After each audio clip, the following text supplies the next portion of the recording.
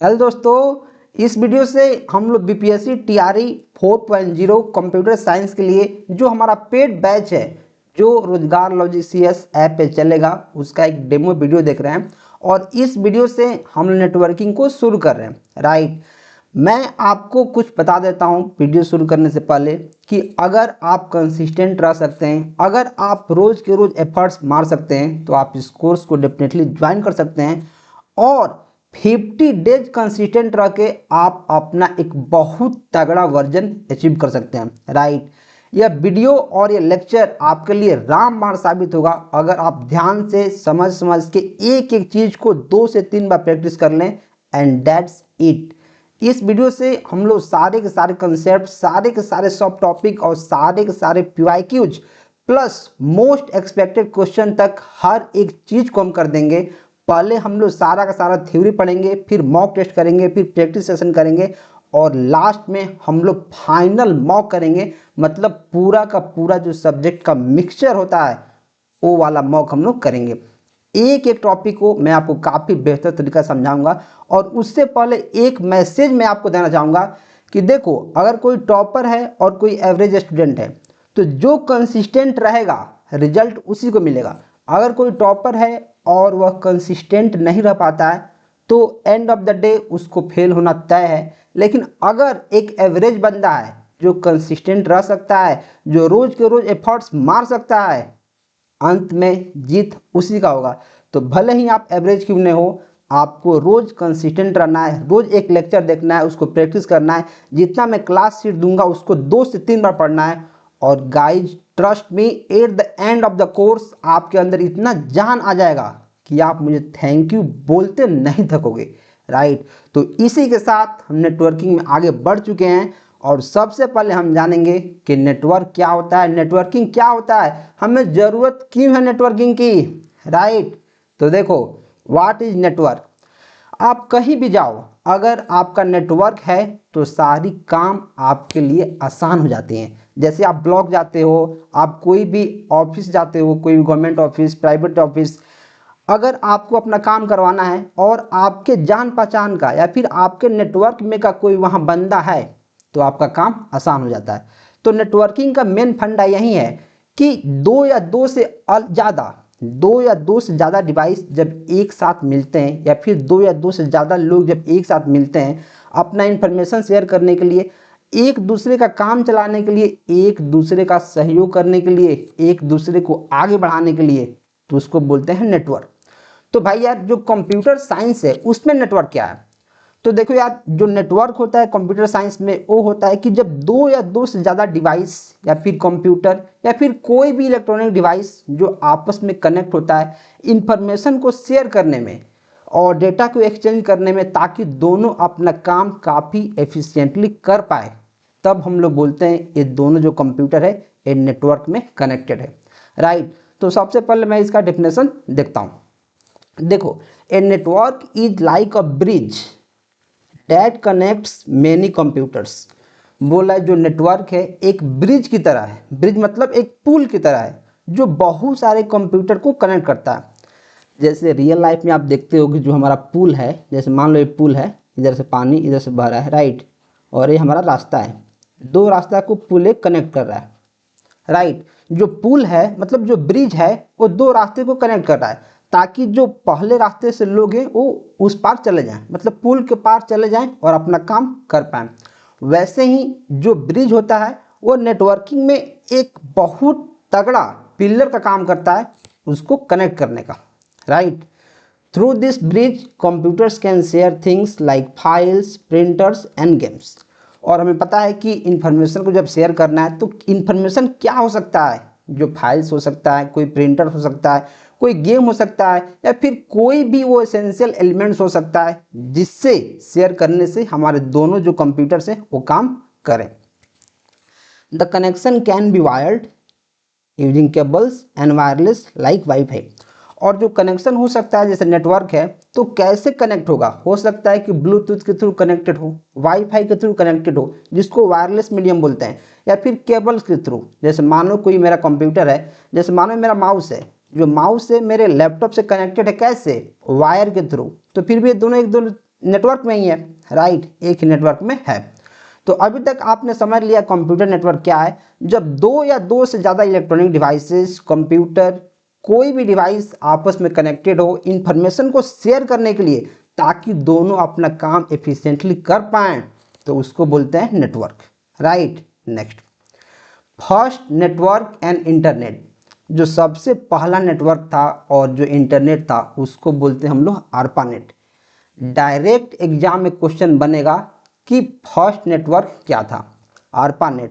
तो जो ARPANET है उसका फुल फॉर्म जानो, advance research projects agency network. जो ARPANET है उसका फुल फॉर्म क्या है, advanced research projects agency network, ठीक है। Started in 1969 by USA by department of defence.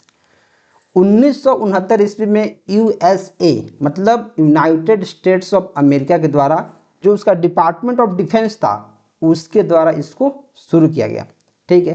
Created TCP/IP मतलब ट्रांसमिशन कंट्रोल प्रोटोकॉल जो था, इंटरनेट कंट्रोल प्रोटोकॉल, उसको क्रिएट किया गया। फर्स्ट ईमेल को 1971 में सेंड किया गया।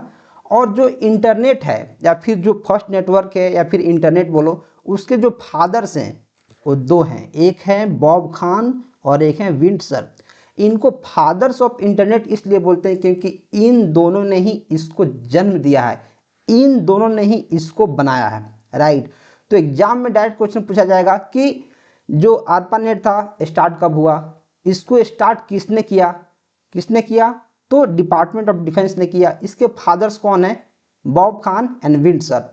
एक एक चीज जो मैं PPT में लिख दिया हूं उसको कैसे भी करके आप 2 से 3 बार पढ़ लेना, उसको बाय हार्ट कर लेना, क्योंकि आप लगातार जब चीज़ों को पढ़ते जाओगे तो आपके दिल में बैठ जाएगा। आपको रटने की ज़रूरत नहीं है, आपको सिंपली पढ़ना है एंड दैट्स इट। 2 से 3 बार नजरों ही नजरों में देखना है एंड फिर मज़ा आ जाएगा। देखो इंपॉर्टेंट पॉइंट क्या है, जनवरी 1 1983 क्या है, official birthday of internet. First public internet services in India, BSNL मतलब विदेश संचार निगम लिमिटेड। डायरेक्ट क्वेश्चन पूछा जाएगा VSNL का फुल फॉर्म क्या है। लॉन्च्ड ऑन 15 अगस्त 1995, initially slow and costly, used mainly by offices and institutions, लेकिन open doors for web designing, web browsing, emails, online services world wide. तो फर्स्ट नेटवर्क और internet के बारे में हमने जान लिया कि जो फर्स्ट नेटवर्क है वो ARPANET है, जिसको 1969 ईस्वी में लाया गया। इन सबको आपको 2 से 3 बार PDF मैं इसका ऐप पे डाल दूंगा, जो पेड बैच में है उनको तो मिलेगा ही। अगर आप इस बैच को ज्वाइन करना चाहते हैं तो आप डेफिनेटली इसको ज्वाइन कर सकते हैं। मैंने एक वीडियो डेमो के लिए आपको यूट्यूब पर डाला है, right. Next, types of network. देखो हम जान लिए कि नेटवर्क क्या होता है, ठीक है, हमें भी जान लिए कि फर्स्ट नेटवर्क क्या होता है। अब हमें जानना है कि नेटवर्क के कितने टाइप्स होते हैं, कि मतलब कौन कौन से वो टाइप्स हैं जिसके हेल्प से हमारा नेटवर्क फॉर्म होता है, या फिर कौन कौन से ऐसे टाइप हैं जिसके सहायता से हम नेटवर्क को बनाते हैं, कि कोई छोटा नेटवर्क है, कोई बड़ा नेटवर्क है, कोई पूरा वर्ल्ड पे चल रहा है, कोई सिर्फ सिटी में चल रहा है, राइट। तो नेटवर्क के कितने टाइप्स हैं अब हम लोग इसके बारे में जानेंगे। नेक्स्ट, तो देखो वैसे तो इंटरनेट है और जो नेटवर्क है उसका काफ़ी सारा टाइप है, लेकिन जो मोस्ट इम्पोर्टेंट टाइप्स है मैं उसको यहाँ मेंशन किया हूँ। और फिर इन सारे टाइप्स के बारे में हम लोग काफ़ी डिटेल में एक एक करके पढ़ेंगे। अभी आप सिर्फ इसका नाम जानो। एक होता है LAN मतलब लोकल एरिया नेटवर्क, जैसे स्मॉल एरिया लाइक होम और स्कूल।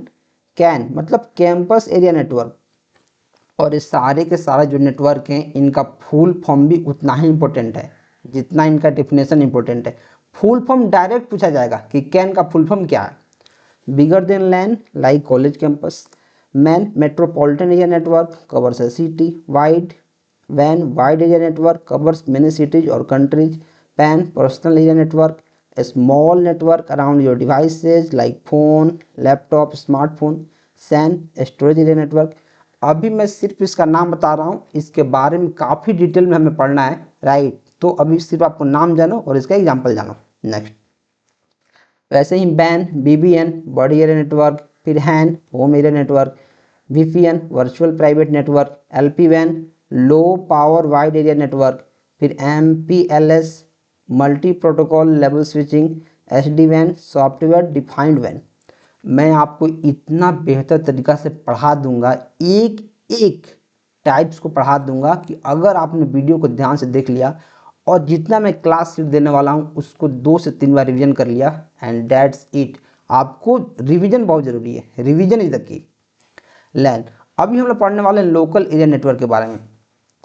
तो देखो, जब आप लोकल एरिया नेटवर्क के बारे में पढ़ते हो तो आपको पता चलता है कि जब अगर आपको किसी पर्टिकुलर बिल्डिंग में, किसी पर्टिकुलर छोटा सा ऑफिस में जैसे काम करने हैं और काफ़ी सारे डिवाइसेस को आपस में कनेक्ट करना है ताकि सिर्फ आपका लोकली काम हो सके, तो वो आता है लोकल एरिया नेटवर्क के अंतर्गत, राइट। तो इसमें क्या क्या इंपॉर्टेंट पॉइंट है उसको देखते हैं।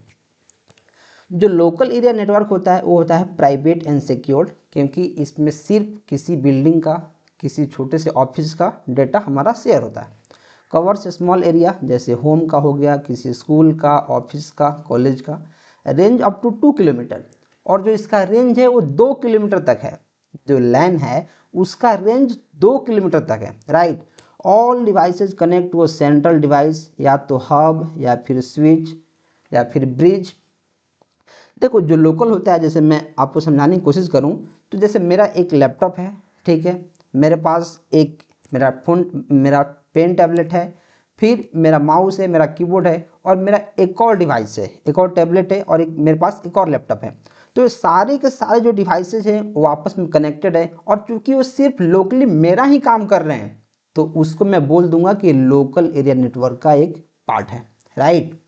Connect up to internet when using a router, ठीक है। अगर जो लोकल एरिया नेटवर्क है उसको हमें इंटरनेट से कनेक्ट करना है तो उसको हम लोग बोल देंगे कि राउटर की हेल्प से हम कर सकते हैं। वायरलेस लैन यूजेज वेब, जो वायरलेस लैन होता है वो वायरलेस एक्सेस पॉइंट का यूज करता है।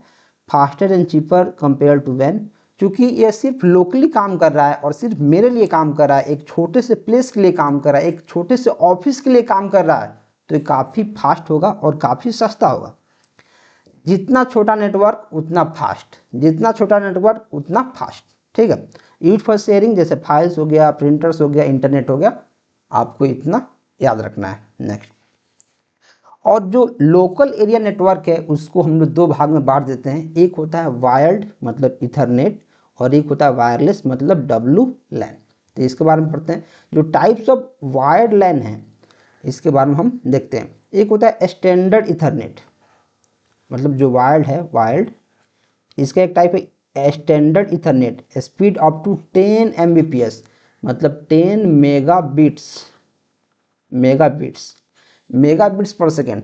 देखो, जब हम इंटरनेट स्पीड की बात करते हैं और बोलते हैं 10 Mbps का हमारा राउटर का स्पीड है, या फिर जो मेरा एयर फाइबर है उसका 30 Mbps स्पीड है, तो बहुत सारे लोग कंफ्यूज हो जाते हैं और उनको लगता है कि 30 मेगाबाइट पर सेकेंड का स्पीड है।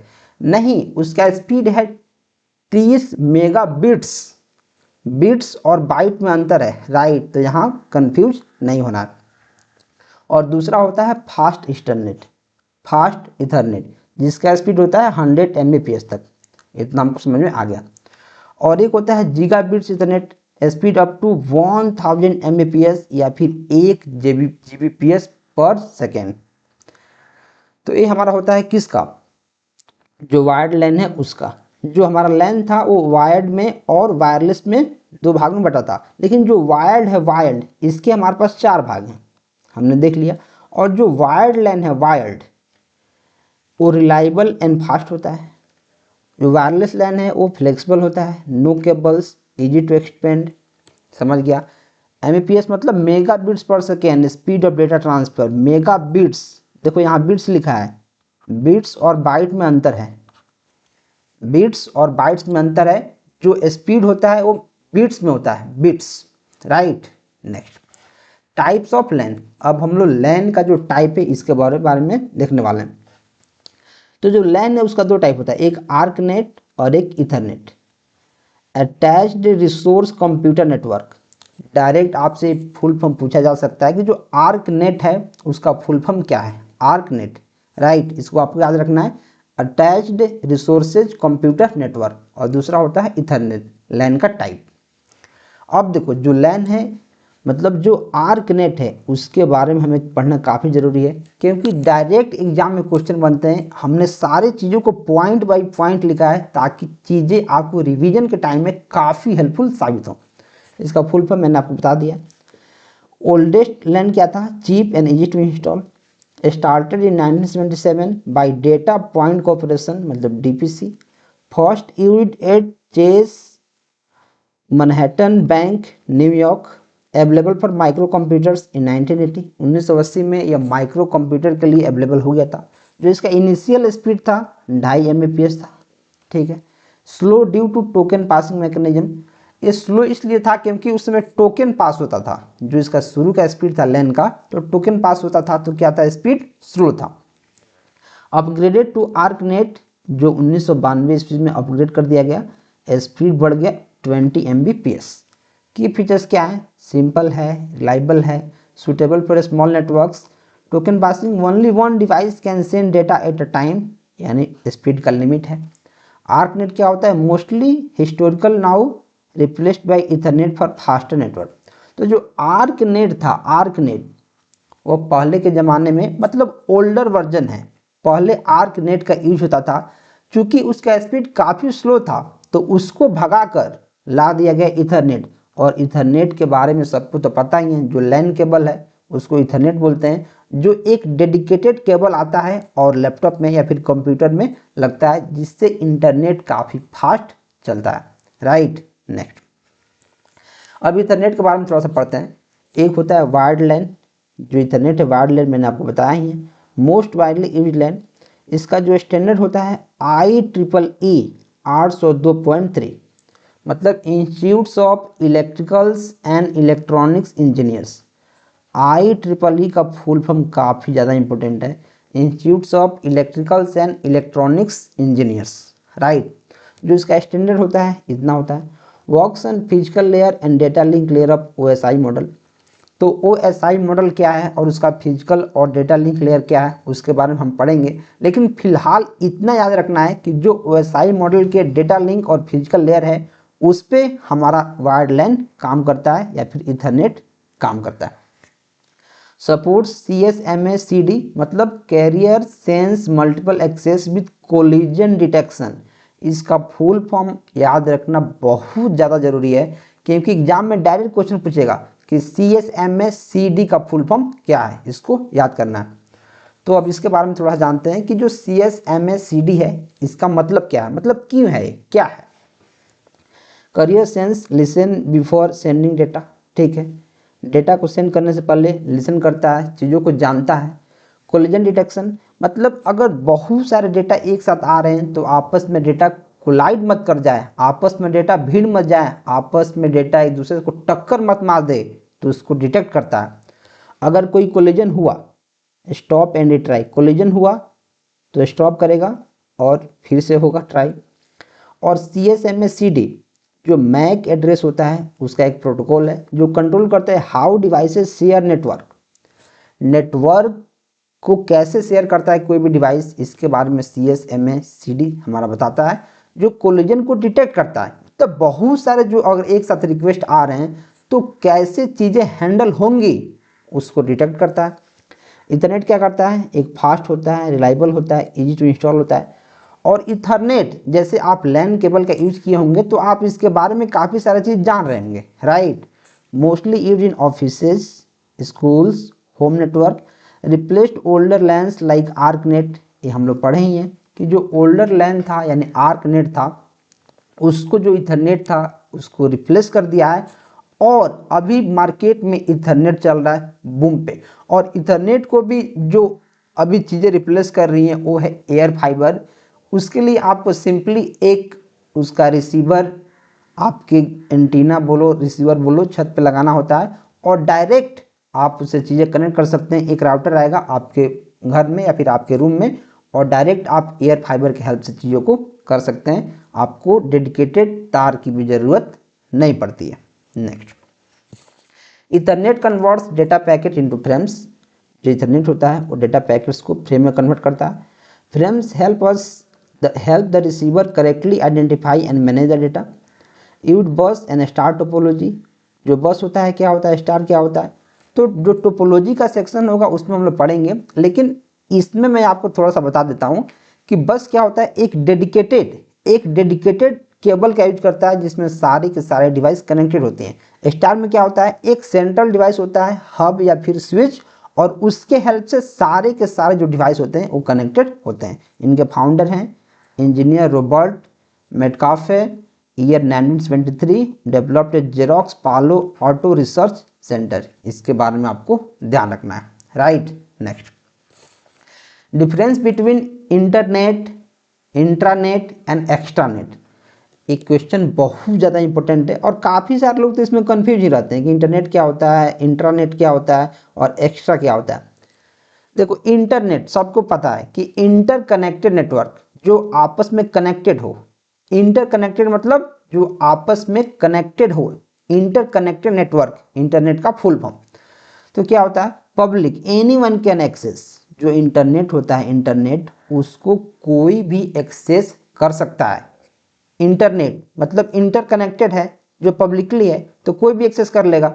इंटरनेट क्या करेगा, ये प्राइवेट होता है। जैसे मानो अगर मैं अपने सारे डिवाइसेस को एक साथ कनेक्ट कर रहा हूँ तो मैं पब्लिकली नहीं करूँगा। जो पब्लिक लोग हैं, जो बाहर के लोग हैं, वो मेरे नेटवर्क में नहीं आ सकते हैं। मैं सिर्फ अपना काम देखूंगा, तो उसको बोलते हैं इंट्रानेट। अगर मैं एक्स्ट्रा नेट की बात करूं तो मतलब इसमें मैं उसी को अलाउ दूंगा जिसको मैं चाहता हूं। मतलब जो बाहर के लोग हैं, जो एक्सटर्नल लोग हैं, वो बिना ऑथराइज के यूज नहीं कर सकते हैं। जो प्राइवेट होता है उसमें मैं किसी को नहीं डालूंगा, ध्यान समझो। जो प्राइवेट होता है, प्राइवेट, उसमें मैं किसी बाहरी को डालूंगा ही नहीं, किसी को नहीं डालूंगा। जो मेरे घर के मेंबर्स हैं, जो मेरे प्राइवेट प्रॉपर्टीज हैं, जो मेरे प्राइवेट चीज़ें हैं, सिर्फ वही एक्सेस कर पाएंगी। लेकिन अगर मैं एक्स्ट्रा नेट की बात करूं तो इसमें क्या है कि मैं चाहूं तो किसी बाहर को एक्सेस दे सकता हूं, मैं सिर्फ ऑथराइज्ड यूजर को ही उसमें रख सकता हूं, राइट। जैसे अगर मैं पब्लिक की बात करूं इंटरनेट की, तो गूगल, फेसबुक सबके लिए अलाउड है। जो इंट्रानेट है वो किसी कंपनी का एचआर पोर्टल हो गया, ईमेल्स हो गया, वो सिर्फ उसी कंपनी के लिए अलाउेबल है। लेकिन जो एक्स्ट्रानेट हो गया, जैसे क्लाइंट कोलैबोरेशन। तो इस टाइप से मैंने काफ़ी सारे पॉइंट लिख दिए हैं, आपको इसको पढ़ लेना है, राइट। इसको पढ़ के समझ लेना है, क्योंकि डायरेक्ट क्वेश्चन बनता है कि इंटरनेट और इंट्रानेट में क्या डिफरेंस है, आप बताओ। तो इंटरनेट क्या है, पब्लिक। इंटरनेट क्या है, प्राइवेट। और एक्स्ट्रानेट क्या है ऑथराइज, जिसको आप करेंगे वही उसको यूज कर पाएगा, राइट। नेक्स्ट, IEEE बहुत ज़्यादा जरूरी है। डायरेक्ट एग्जाम में क्वेश्चन पूछता है कि IEEE का फुल फॉर्म बता दो, powering the future of technology. तो IEEE का फुल फॉर्म मैंने आपको बता ही दिया है, लेकिन फिर मैं आपको बता दूंगा, institute of electrical and electronics engineers. It's a big name for big mission. इसको छोड़ो। फाउंडेड कब हुआ था ये, 1 जनवरी 1963 को। When the world was evolving, IEEE was born out of the merger of 2 power house institute. जो IEEE था, इसका नाम IEEE बाद में पड़ा। पहले ये 2 अलग अलग कंपनियां थी, 2 अलग अलग इंस्टीट्यूट थे, वो दोनों चलते थे और उन दोनों को मर्ज करके IEEE बनाया गया। तो जो पहला इंस्टीट्यूट था वो था AIEE, American institute of electrical engineers, और दूसरा था IRE, institutes of radio engineers. तो क्या हुआ कि इन दोनों को मर्ज किया गया और इन दोनों को मर्ज करके बना दिया गया IEEE। Together they gave birth to IEEE, और इन दोनों ने मिलके एक नया इंस्टीट्यूशन IEEE मतलब institute of electricals and electronics engineers को जन्म दिया, जो एक ग्लोबल टेक जाइंट बना। मतलब इतना फेमस कि सारे जितने भी डिवाइसेज हैं सबका एक IEEE स्टैंडर्ड है, उसको हर एक डिवाइस को फॉलो करना मैंडेटरी है। तो जो IRE है वो बना 1912 में, और जो AIEE वो बना 1884 में। लेकिन दोनों को मर्ज कर दिया गया 1963 ईस्वी में और बना दिया गया क्या, IEEE, राइट। हेडक्वार्टर इसका कहाँ है, New York USA, right in the heart of tech world, ठीक है। मिशन क्या है? IEEE gets standard for everything from your laptop to internet protocols. मैंने आपको बताया ही है कि जितने भी डिवाइसेज हैं, जितने भी प्रोटोकॉल्स हैं, उनका एक IEEE स्टैंडर्ड है और सारे के सारे डिवाइसेज को या फिर प्रोटोकॉल्स को IEEE स्टैंडर्ड को फॉलो करना है। Ensuring smooth communication and powerful tech solution world wide, right. Next, तो जो फोकस एरिया है IEEE का वो है electrical engineering, computer engineering, information engineering और इलेक्ट्रॉनिक्स एंड कम्युनिकेशन इंजीनियरिंग। जो IEEE है इसका फोकस एरिया 4 टाइप के इंजीनियरिंग है, इसको आपको समझना है। जो IEEE है वो केवल एक टेक इंस्टीट्यूशन नहीं है, it is the backbone of modern day tech, making sure that everything from your smartphone to your wifi router works seamlessly. Without IEEE we would be stuck in the dark ages of technology. इसका कहने का मतलब है, इसका कहने का ये मतलब है कि जो IEEE स्टैंडर्ड है, जितने भी डिवाइसेज हैं या फिर जितने भी प्रोटोकॉल्स हैं सबको फॉलो करना है। अगर मैं 802.3 बोलता हूँ तो इससे रिलेटेड जो डिवाइस कनेक्टेड है, इससे रिलेटेड जो डिवाइस एसोसिएटेड है, मैं उसकी बात कर रहा हूँ, राइट। मैं क्या कर रहा हूँ, उसकी बात कर रहा हूँ। तो अगर IEEE स्टैंडर्ड के हेल्प से अगर किसी भी डिवाइस को डिटेक्ट करना है, किसी भी प्रोटोकॉल को डिटेक्ट करना है, तो आपको सिंपली IEEE उसका स्टैंडर्ड पता करना है और आप उस डिवाइस को एक्सेस कर पाएंगे, right. Next, IEEE 802 standards the building block of networking. तो देखो, अब जो IEEE स्टैंडर्ड है इसमें बहुत सारे फॉर्म्स होते हैं, बहुत सारा उसका डायमेंशन होता है। तो किस डायमेंशन का क्या मतलब है उसके बारे में हमें जानना पड़ेगा। तो अगर 802.1 मतलब अगर 802.1 है तो इसका क्या मतलब है? इसका मतलब है ब्रिजिंग, इसका मतलब है bridge, connecting networking devices, bridge over reverse, ठीक है। 802.2 मतलब LLC, लॉजिकल लिंक कंट्रोल। अगर मैं 802.2 बोलता हूँ इसका मतलब है लॉजिकल लिंक कंट्रोल। अगर मैं 802.3 बोलता हूँ इसका मतलब इथरनेट। तो हर एक जो डिवाइस है, जो प्रोटोकॉल से, उसका कुछ हमारे पास IEEE स्टैंडर्ड है। तो आपको क्या करना है, मैंने सबका डिस्क्रिप्शन के साथ लिख दिया है। जैसे एग्जाम में डायरेक्ट क्वेश्चन पूछा जाएगा कि जो टोकन रिंग है, टोकन रिंग, उसका IEEE स्टैंडर्ड क्या है, तो आप बोलोगे 802.5। डायरेक्ट एग्जाम में पूछा जाएगा कि जो 802.11 है, 802.11 उसका IEEE स्टैंडर्ड क्या है, मतलब किसके लिए है। तो अगर 802.11 है वो हमारा है वाईफाई के लिए। डायरेक्ट क्वेश्चन ऐसे बनेगा कि जो वाईफाई है, वाईफाई उसका IEEE स्टैंडर्ड क्या है। क्वेश्चन ऐसा रहेगा, IEEE स्टैंडर्ड फॉर वाईफाई। तो अगर आपको याद है, अगर आपने पहले से पढ़ा है तो आपको पता है कि जो IEEE स्टैंडर्ड है वाईफाई का वो है 802.11। तो मैं ये सारा क्लास शीट आपको मिलेगा ही। आपको क्या करना है, इस लेक्चर को एक एक ध्यान से देखना है और ध्यान से देखने के बाद इसको क्या करना है, रोज 1 घंटा दे के एक सीट को पढ़ डालना है। 1 घंटा देना है और एक सीट को नजरों ही नजरों में पढ़ देना है और एग्जाम से पहले तक आपको 3 से 4 बार पढ़ देना है, एंड दैट्स इट। जो 802.15 है डायरेक्ट क्वेश्चन बनेगा वायरलेस पैन के लिए। जो 802.15.1 ये ब्लूटूथ के लिए है। जीबी का कितना है, 802.15.4। तो वैसे ही सारे के सारे इंपॉर्टेंट मैंने लिख दिया है, इसको आपको 2 से 3 बार पढ़ना है। अब मैं वीडियो में आगे बढ़ूंगा और नेक्स्ट क्वेश्चन बताऊंगा। Next topic, can, campus area network. हमने लैन के बारे में जान लिया कि लैन क्या होता है, लैन के कितने टाइप्स होते हैं, लैन का जो टाइप होता है उसके कितने टाइप्स होते हैं और उसका यूज कहाँ होता है, उसमें कौन कौन से स्टैंडर्ड का यूज होता है, हमने सारा का सारा देख लिया। अभी हमारा देखने का बाद आ गया है क्या, कैंपस एरिया नेटवर्क। और जैसे इसका नेम सजेस्ट कर रहा है, कैंपस मतलब किसी कैंपस में, किसी कॉलेज के कैंपस में, किसी यूनिवर्सिटी के कैंपस में ये सारी चीज़ें हो रही होंगी, राइट। तो जैसे इसका नेम है वैसे उसका काम है।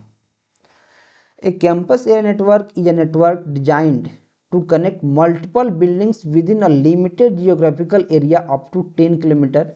It is typically used in universities, colleges, corporate offices, research facilities, जैसे मैंने आपको बता दिया।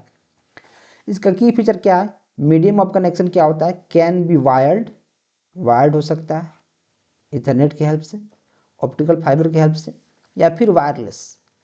स्कोप क्या है? कनेक्ट मल्टीपल बिल्डिंग्स और departments within a campus, manage by ID department, centralised control over network resources, security and user access, speed, provides high speed data within the low latency. देखो क्या मतलब है, जैसे इसका name suggest कर रहा है कैंपस, मतलब किसी कैंपस में जहाँ 3-4 बिल्डिंग है, 5 बिल्डिंग है और 10 किलोमीटर के रेंज का जो एरिया है, 10 किलोमीटर के रेंज का जो एरिया है उसको एक कवर करता है। और जो एक कवर करता है दो तरीके से करता है, एक करता है वायरलेस यानी इथरनेट की हेल्प से या फिर फाइबर ऑप्टिक्स की हेल्प से जिसको वायर्ड बोलते हैं, और एक होता है वायरलेस मतलब वाईफाई की हेल्प से या फिर और भी जो वायरलेस टेक्नोलॉजी है उनकी हेल्प से, माइक्रोवेव की हेल्प से, इंफ्रारेड की हेल्प से, वायरलेस हो गया। लेकिन जो वायर्ड है जिसको इथरनेट बोलते हैं या फिर फाइबर ऑप्टिक्स बोलते हैं या फिर और भी जो केबल्स होते हैं उनके हेल्प से, राइट।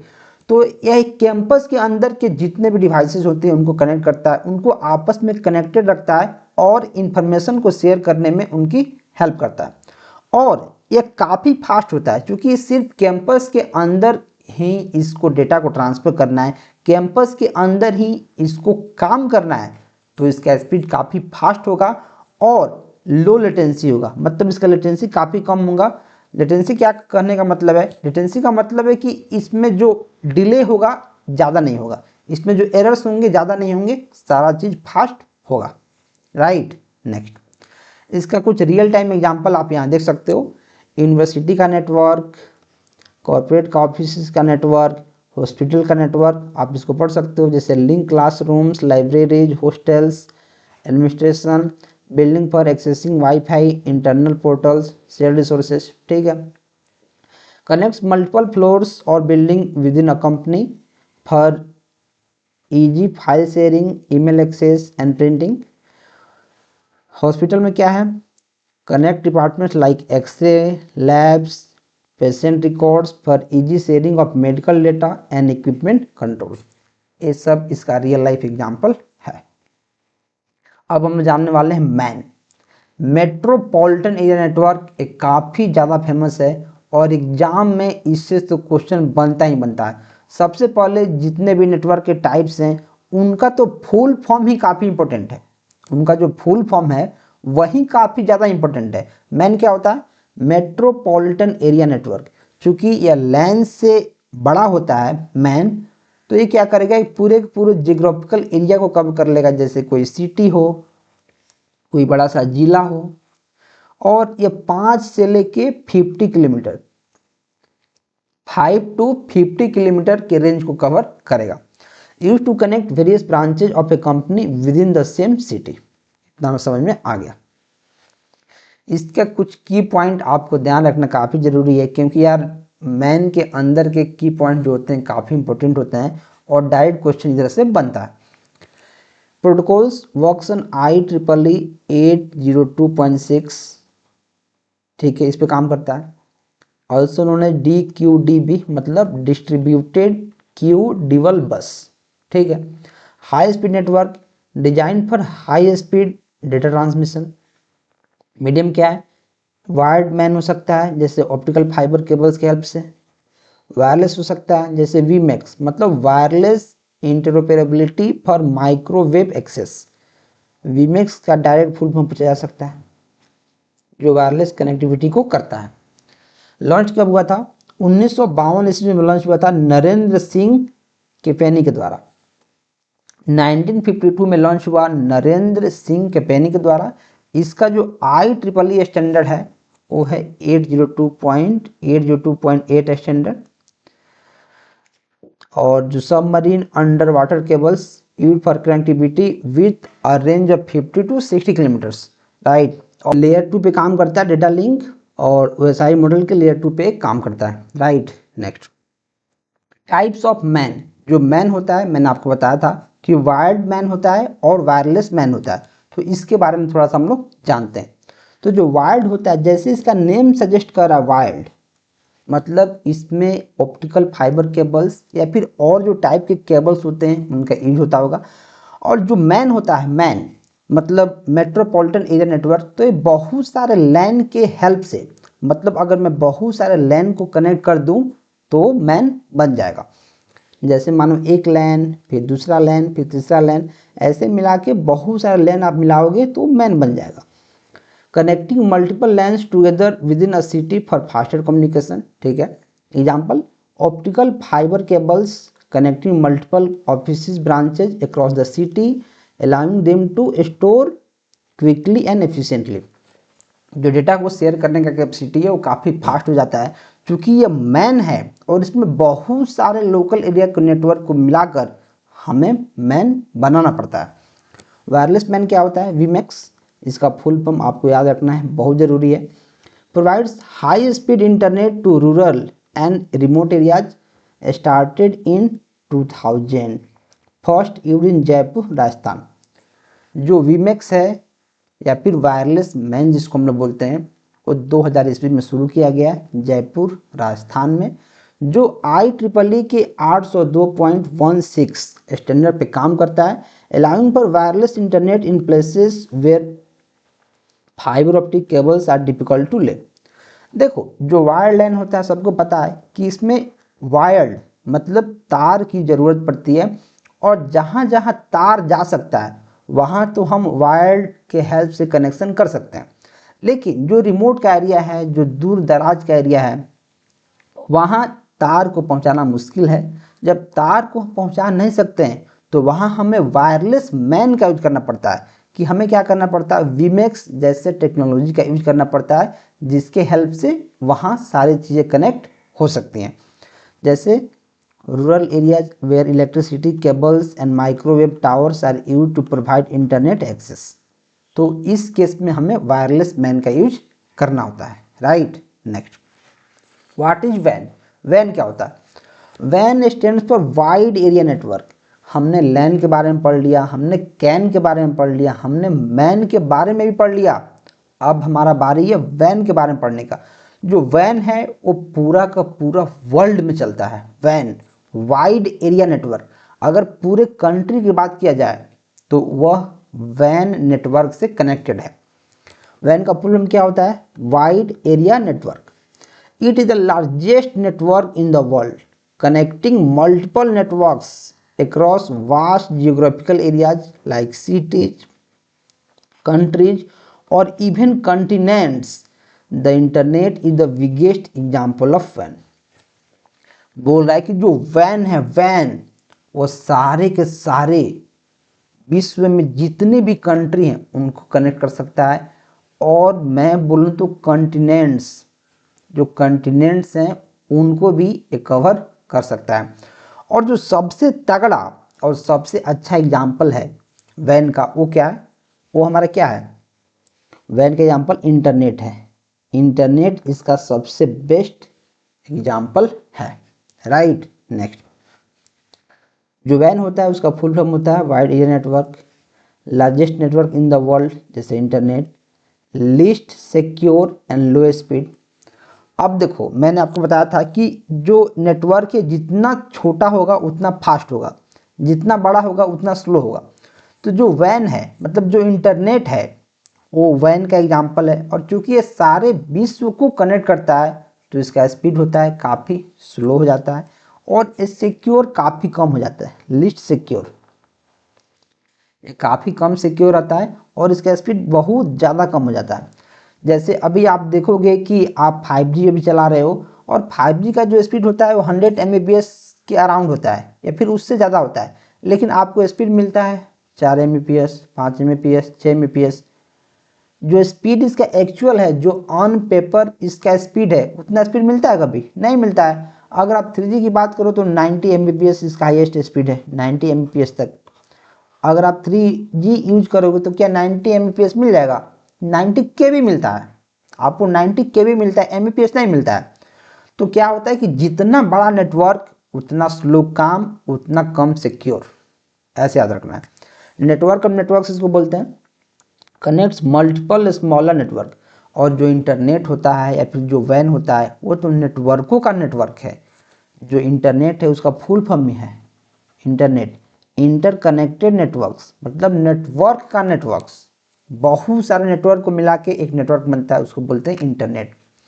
जो VLPS मतलब वेरिएबल लेंथ पैकेट स्विचिंग का यूज करता है, जो कनेक्शनलेस होता है और नॉन रिलायबल होता है।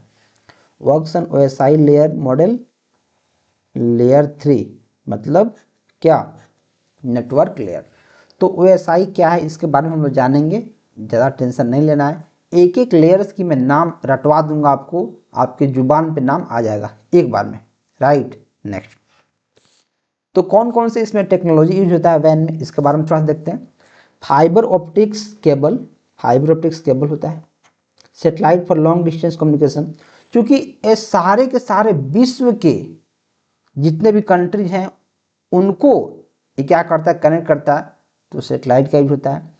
और समुद्र के रास्ते से फाइबर ऑप्टिक्स केबल्स के हेल्प से सारा का सारा जो कंट्री है आपस में कनेक्टेड होता है। जैसे रिपीटर्स का यूज होता है। रिपीटर्स क्या करता है, रिपीटर होता है एक ऐसा डिवाइस जो जो वीक सिग्नल होता है उसको स्ट्रॉन्ग करता है। जैसे मानो मुझे यहाँ से लेके दिल्ली, यहाँ से मुझे दिल्ली अगर डेटा सेंड करना है तो मैं बीच में 10-12 जगह रिपीटर लगा दूंगा कि रिपीटर में क्या होता है कि जैसे डेटा मैं सेंड कर रहा हूँ तो डेटा जा रहा है और जाते जाते जाते जाते जाते जाते डेटा का स्पीड स्लो हो गया या फिर जो डेटा का जो सिग्नल है वो स्लो हो गया, तो रिपीटर क्या करेगा, सिग्नल को फिर से इन्हांस कर देगा और सिग्नल को फिर उसी स्पीड से भेजेगा, उतना ही फ्रीक्वेंसी रहेगा, उतना ही सिग्नल रहेगा जितना शुरू में आ रहा था। इसका नाम है रिपीटर, मतलब रिपीट करवाता है। Use for signal boosting. Uplink क्या होता है, अर्थ टू सेटेलाइट। डाउनलिंक क्या होता है, सेटेलाइट टू अर्थ, अगर डेटा को सेंड करना है तो। टाइप्स ऑफ वैन क्या होता है, एक होता है वायर्ड वैन, जो वायर्ड मतलब ऑप्टिकल फाइबर्स या फिर और भी केबल्स का यूज करता है। और एक होता है वायरलेस, जो केबल का यूज नहीं करता है, जो सेटेलाइट का यूज करता है, रेडियो सिग्नल का यूज करता है, या फिर और भी जो वायरलेस कम्युनिकेशन के मीडियम है उनका यूज करता है। एग्जाम्पल क्या होगा, the internet, main example of वैन, global business network connecting multiple branches, satellite internet for the remote areas. Types of मतलब जितने भी हमारे पास अभी टाइप्स ऑफ नेटवर्क हैं, जैसे लैन हो गया, मैन हो गया, कैन हो गया, वैन हो गया, सब में दो टाइप ही हैं, एक है वायर्ड और दूसरा है wireless, right. Next, personal area network, ये काफ़ी ज़्यादा इंपॉर्टेंट है। और पर्सनल एरिया जो नेटवर्क है ये तो सबको यूज करता है। जो पर्सनल एरिया नेटवर्क है इसके यूजर्स हजारों हैं, करोड़ों हैं, बोले इसके जो यूजर्स हैं करोड़ों हैं, मतलब हर एक लोग पर्सनल एरिया नेटवर्क में यूज करता है। ऑल्सो नोन एज WPAN मतलब वायरलेस पर्सनल एरिया नेटवर्क, जैसे जो IEEE के 802.15 स्टैंडर्ड पे काम करता है। की पॉइंट क्या है, ब्लूटूथ कनेक्टिविटी, जैसे उसका स्टैंडर्ड A है, रेंज इसका कितना है 10 मीटर तक, started by Jaap Haartsen, ad hoc network, can disconnect any time. ये ब्लूटूथ कनेक्टिविटी के बारे में हो गया। तो पर्सनल की अगर मैं बात करूं तो जितने भी हमारे पर्सनल काम के लिए हैं, जैसे मानो कि अगर मेरा जो फ़ोन है वो मेरे पर्सनल के लिए है, और जो फ़ोन से अगर मुझे ब्लूटूथ कनेक्ट करना है, फ़ोन से मुझे इंटरनेट को कनेक्ट करना है, फ़ोन से मुझे दूसरी डिवाइस में डेटा को सेंड करना है, तो सारा का सारा जो काम है वो पर्सनल एरिया नेटवर्क के अंतर्गत आएगा और पर्सनल एरिया में हम चीज़ें कर पाएंगे। तो जो ब्लूटूथ है इसका जो इम्पोर्टेंट पॉइंट है इसको आपको ध्यान रखना है। डायरेक्ट एग्जाम में क्वेश्चन पूछा जाएगा, ब्लूटूथ कनेक्टिविटी जाप हार्सन के द्वारा कब शुरू किया गया था, या फिर जो ब्लूटूथ कनेक्टिविटी है उसके फाउंडर कौन है, या फिर जो पैन है उसका स्टैंडर्ड क्या है, आपको डायरेक्ट यहाँ से क्वेश्चन मिलेगा। इसके की फीचर्स के बारे में आप पढ़ लो। Low cost and short range radio communication, robust and flexible, ad hoc network, can disconnect at any time. Devices क्या है, मास्टर डिवाइस जो डेटा को सेंड करता है, स्लेव डिवाइसेस जो डेटा को रिसीव करता है। जो मास्टर डिवाइस होता है वो एक होता है, जो स्लेव डिवाइसेस होते हैं कितना होते हैं 6। अगर मैं मास्टर डिवाइस यहाँ बना दूँ और इसमें से 6 मैं बना दूंगा तो क्या हो जाएगा, वो स्लेव डिवाइसेस हो जाएगा। एक डिवाइस यहाँ यहाँ यहाँ यहाँ यहाँ यहाँ, ठीक है। मास्टर स्लेव कनेक्शन कैसे होता है? Only master can send data, slaves can not communicate with each other. जो मास्टर है, मास्टर यही सबको डेटा सेंड कर सकता है।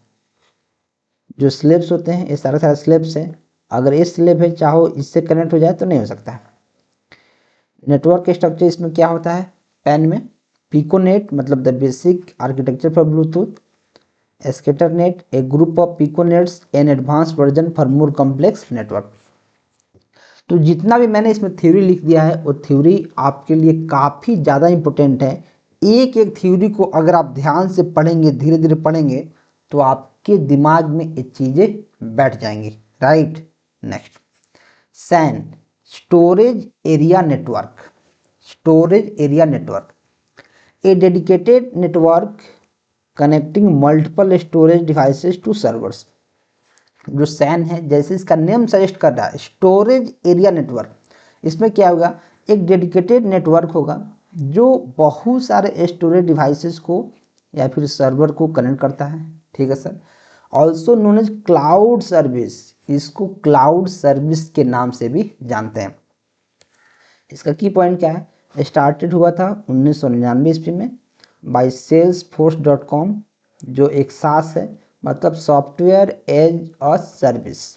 सास मतलब सासू माँ वाला सास नहीं, software as a service Salesforce के द्वारा शुरू किया गया था स्टोरेज एरिया नेटवर्क, जिसको क्लाउड सर्विस भी बोलते हैं। इसका कुछ एग्जांपल है, जैसे अमेजॉन का AWS, एप्पल का iCloud, माइक्रोसॉफ्ट का एज्योर, गूगल का GCP मतलब गूगल क्लाउड प्लेटफॉर्म। ये सारे स्टोरेज एरिया नेटवर्क के क्या एग्जांपल। देखो स्टोरेज का क्या मतलब है कि कैसे हम डेटा को स्टोर करेंगे। तो जो भी हम डेटा को स्टोर करेंगे, अगर ऑनलाइन डेटा को स्टोर कर रहे हैं तो क्लाउड पे करेंगे, ड्राइव पे करेंगे, राइट। तो उसी के बारे में हम पढ़ रहे हैं। क्लाउड सर्विसेज मॉडल, जो क्लाउड सर्विस है उसके मॉडल के बारे में जानते हैं। जैसे IaaS infrastructure as a service, PaaS platform as a service, SaaS software as a service. IaaS infrastructure as a service, आपको पता है कि देखो अब आपको कोई भी चीज़ बनवाना है, जैसे आपको अपना ऐप बनवाना है, तो आपको बेसिक से लेके पूरा सेटअप करने की ज़रूरत नहीं है, राइट। अभी मार्केट में इतना सारा सर्विस आ गया है कि आप डायरेक्ट, अगर आपको ऐप बनवाना है, आपको अपना कोई प्लेटफॉर्म बनवाना है, आपको कोई सॉफ्टवेयर बनवाना है, कुछ भी बनवाना है, तो आप डायरेक्ट उनका फ्रेमवर्क यूज कर सकते हैं, आप डायरेक्ट उनका मॉडल यूज कर सकते हैं और आपका ऐप एक दिन में रेडी, आपका ऐप एक दिन में रेडी हो जाएगा, राइट। तो जो आस होता है इंफ्रास्ट्रक्चर सर्विस, इसमें क्या होता है? Provides virtualized computing resources over the internet, ठीक है। जैसे अमेजॉन का EC2, गूगल कंप्यूट इंजन। अगर आप पहले से क्लाउड कंप्यूटिंग के बारे में पढ़े होंगे या फिर अगर आप प्राइवेट कंपनी में काम किए होंगे, तो मैं आपको बता सकता हूं कि आपको सारा पता होगा। आप अमेजॉन का AWS आप पढ़े होंगे, और AWS आप पढ़े होंगे तो आपको अमेजॉन EC2 इंस्टांस क्या होता है, गूगल कंप्यूट इंजन क्या होता है, इलास्टिसिटी से क्या होता है, ये सब चीज़ आपको पता होंगी। अगर आप नहीं पढ़े हैं तो सिर्फ आपको इतना याद रखना है कि जो आस होता है वो होता है इंफ्रास्ट्रक्चर एज ए सर्विस, और उसका फंक्शन ये है। PaaS platform as a service provides a platform for developers to build applications without managing an underlying infrastructure। Example Google का ऐप इंजन और माइक्रोसॉफ्ट एज्योर, जो एक प्लेटफॉर्म एज ए सर्विस का example है, जो आपको प्लेटफॉर्म प्रोवाइड कर देता है सर्विस की हेल्प में। अगर आपको सर्विस चाहिए तो आपको प्लेटफॉर्म ही दे देगा कि लो ये तुम्हारा प्लेटफॉर्म है, तुम इसको अपने प्लेटफॉर्म की तरह समझो और तुम मेरे को रेंट दो या फिर तुम मेरे से खरीदो, मुझे पैसा दो। एक होता है सॉफ्टवेयर एज ए सर्विस। वो क्या करता है? Provide software applications over the internet eliminating the needs for local installation. ये आपका खुद का सॉफ्टवेयर बना के दे देगा, और इसमें क्या होगा कि जो सॉफ्टवेयर बनेगा आपको प्रॉपर अपने से कोडिंग करने की ज़रूरत नहीं है, प्रॉपर अपने से बनाने की ज़रूरत नहीं है, शुरू से सेटअप करने की ज़रूरत नहीं है। उनके पास टेम्पलेट बना हुआ है, आपके नीड्स और रिक्वायरमेंट को वो लोग वहाँ डाल देंगे और फिर आपका सॉफ्टवेयर बन के रेडी। इस टाइप के जो कंपनीज हैं उनका एग्जाम्पल है जैसे सेल्सफोर्स और गूगल ड्राइव। ये सॉफ्टवेयर एज सर्विस पे काम करता है, राइट। अब हम जानेंगे BAN या फिर BBN, बॉडी एरिया नेटवर्क या फिर बॉडी बॉर्न नेटवर्क। जो बॉडी एरिया नेटवर्क है, जैसे बॉडी मतलब जो हमारे बॉडी के हेल्प से हो रहा है, जो हमारे बॉडी के लिए हो रहा है, वो जितना भी मेडिकल फील्ड है, जैसे जो मेडिकल फील्ड है उसमें काफ़ी सारे ऐसे डिवाइसेज हैं जो डे टू डे यूज में आते हैं। जैसे मानो किसी का हार्ट ट्रांसप्लांट हो रहा है, किसी का अंदर कुछ मशीन लग रहा है, तो उसके लिए बॉडी एरिया नेटवर्क काम करता है। इसका फुल फॉर्म आपको याद तो रखना ही है। ए चिप और bug is embedded in the persons body for continuous monitoring. एक छोटा सा चिप होता है या फिर कोई बग होता है जो पर्सन्स होते हैं, जो आदमी होते हैं, उनके अंदर, उनके बॉडी के अंदर डाला जाता है ताकि उनके हेल्थ को मॉनिटर किया जा सके। अगर उन्हें कोई दिक्कत है तो ये सारी चीज़ें काम आती हैं। Use for health care and real time health monitoring, जैसे heart rate, glucose level. Can be use for security purpose like identification और tracking. Example, smart medical devices that monitors heart condition and track movements in the patient. Range क्या होता है? Usually operates within a very small range, typically a few meter. ये इसके बारे में हमने पढ़ लिया। होम एरिया नेटवर्क, देखो होम एरिया नेटवर्क बोलो या फिर पर्सनल एरिया नेटवर्क बोलो, और दोनों को मैं सेम ही मानूंगा, लेकिन ये दोनों अलग अलग यहाँ दिया है तो मुझे अलग अलग पढ़ने की जरूरत पड़ेगी। A network devices for home और स्मॉल ऑफिस, ठीक है। Setup using wifi router modem that connects multiple devices, smartphones, laptops, smart TV etc. often used to connect IoT devices, Internet of Things like smart bulbs, security cameras and voice assistant, ठीक है। Easy setup होता है। Most WiFi modems allow for easy plug and play connectivity. Security क्या है? Often protected by passwords और encryption to prevent unauthorized access. देखो जो home area network होता है वो स्मॉल बिल्डिंग्स के लिए, स्मॉल ऑफिस के लिए, या फिर अगर घर जो प्रॉपर घर है उसके यूज के लिए होता है। इसमें वाईफाई राउटर या फिर एक मॉडेम को सेटअप करते हैं जो मल्टीपल डिवाइसेस को कनेक्ट कर सकता है। जैसे मानो कि अगर मैं जो अपना वाईफाई लगवाया हूँ, जो मेरा एयर फाइबर लगा है, उसके हेल्प से मेरा लैपटॉप कनेक्टेड है, मेरा फ़ोन कनेक्टेड है, मेरा स्मार्ट टीवी कनेक्टेड है, तो सारे के सारे एक होम एरिया नेटवर्क को क्या कर रहे हैं? फॉर्म कर रहे हैं। तो इसमें आप सिक्योरिटी भी लगा सकते हो, जैसे पासवर्ड लगा दिए, कोई इंक्रिप्शन लगा दिए कि सिर्फ आपके जो होम के लोग हैं उसको एक्सेस कर पाए, जो बाहर की दुनिया है वो इसको एक्सेस नहीं कर पाए, राइट। नेक्स्ट, तो इसके बारे में थोड़ा सा और पढ़ सकते हो। Additional usages of hand, media streaming, home automation, या फिर एग्जांपल है Google Home, Amazon Echo for controlling devices via voice command. आप इसमें बोल के भी कमांड दे सकते हो और इसकी हेल्प से आप चीज़ों को कनेक्ट कर सकते हो, उसको कंट्रोल कर सकते हो। वर्चुअल प्राइवेट नेटवर्क, ये तो काफ़ी सारे लोग जानते होंगे, क्योंकि यार इससे हम लोग उस चीज़ को देख सकते हैं जिसको हम रियल में नहीं देख सकते हैं। जैसे मानो मुझे बाहर की किसी वेबसाइट को एक्सेस करना है, मुझे किसी वैन वेबसाइट को एक्सेस करना है, जो वेबसाइट वैन है, अगर मुझे इलीगल वेबसाइट को एक्सेस करना है तो वो आप वर्चुअल प्राइवेट नेटवर्क के हेल्प से करते हो। या फिर किसी कंपनी का अगर प्राइवेट चीज़ों को आपको एक्सेस करना है कि बाहर के लोग इसको एक्सेस नहीं कर पाएँ, बाहर के लोग आपकी चीज़ों को एक्सेस नहीं कर पाएँ, तो फिर आप VPN का यूज करते हो। जैसे आप किसी भी कंपनी में अगर काम करते हो तो आपको VPN मिलता है, राइट। आप VPN से कनेक्ट होते हो, फिर आप कंपनी के पोर्टल को एक्सेस कर सकते हो, कंपनी का कोई भी काम आप कर सकते हो, आपको VPN से कनेक्टेड रहना पड़ेगा। दो ऑप्शन आता है, अगर आप कंपनी के अंदर काम कर रहे हो तब तो आप डायरेक्ट कनेक्ट हो जाते हो। अगर आप वर्क फ्रॉम होम कर रहे हो, अगर आप घर से काम कर रहे हो, तो फिर आपको पहले VPN से कनेक्टेड होना पड़ता है, फिर आप कंपनी के काम को कर सकते हो। Use to extend companies private network over public network like the internet, secures and encrypts data while travelling over the internet. यह कंपनी के जो डेटा होता है उसको सिक्योर करता है, उसको इनक्रिप्ट करता है ताकि अनऑथराइज्ड एक्सेस से बचा जा सकता है। और जो VPN होता है इसका फ़ायदा क्या है? Work from anywhere, employees can securely connect to their company network from anywhere. Yes, अगर आप वर्क फ्रॉम होम कर रहे हो और आपको कंपनी के नेटवर्क से कनेक्टेड होना है, तो जब आप वीपीएन को एक्टिवेट करोगे तो आप ऑटोमेटिकली उस कंपनी के नेटवर्क में चले जाओगे और फिर आप कहीं से भी काम करो, कोई फर्क नहीं पड़ता है, आपका डेटा जो रहेगा वो काफ़ी सिक्योर रहेगा। एनक्रिप्टेड कनेक्शन क्या होता है? Ensure all internet connection data is secured and private. ठीक है। Bypass blocked website, access geo restricted and blocked website using a VPN. मैंने आपको पहले ही बता दिया था कि अगर किसी जोग्राफिकल एरिया में कोई वेबसाइट बैन है, जैसे मानो कोई वेबसाइट है जो इंडिया में बैन है, अगर आप वीपीएन कनेक्ट कर लोगे तो आप उस वेबसाइट को एक्सेस कर सकते हो, अगर वो वेबसाइट लाइव है तो। ऐसा नहीं है कि वेबसाइट बैन है और उस वेबसाइट को ख़त्म कर दिया गया है और फिर आप वीपीएन कनेक्ट कर रहे हो और बोलोगे भैया यार मुझे तो एक्सेस हो ही नहीं रहा है, तो ऐसा नहीं है। अगर वेबसाइट लाइव है लेकिन सिर्फ आपके पर्टिकुलर एरिया में ब्लॉक्ड है, तो आप वीपीएन के हेल्प से उस वेबसाइट को एक्सेस कर सकते हो। IP address change, VPN allows you to mask और change your IP address protecting your online identity.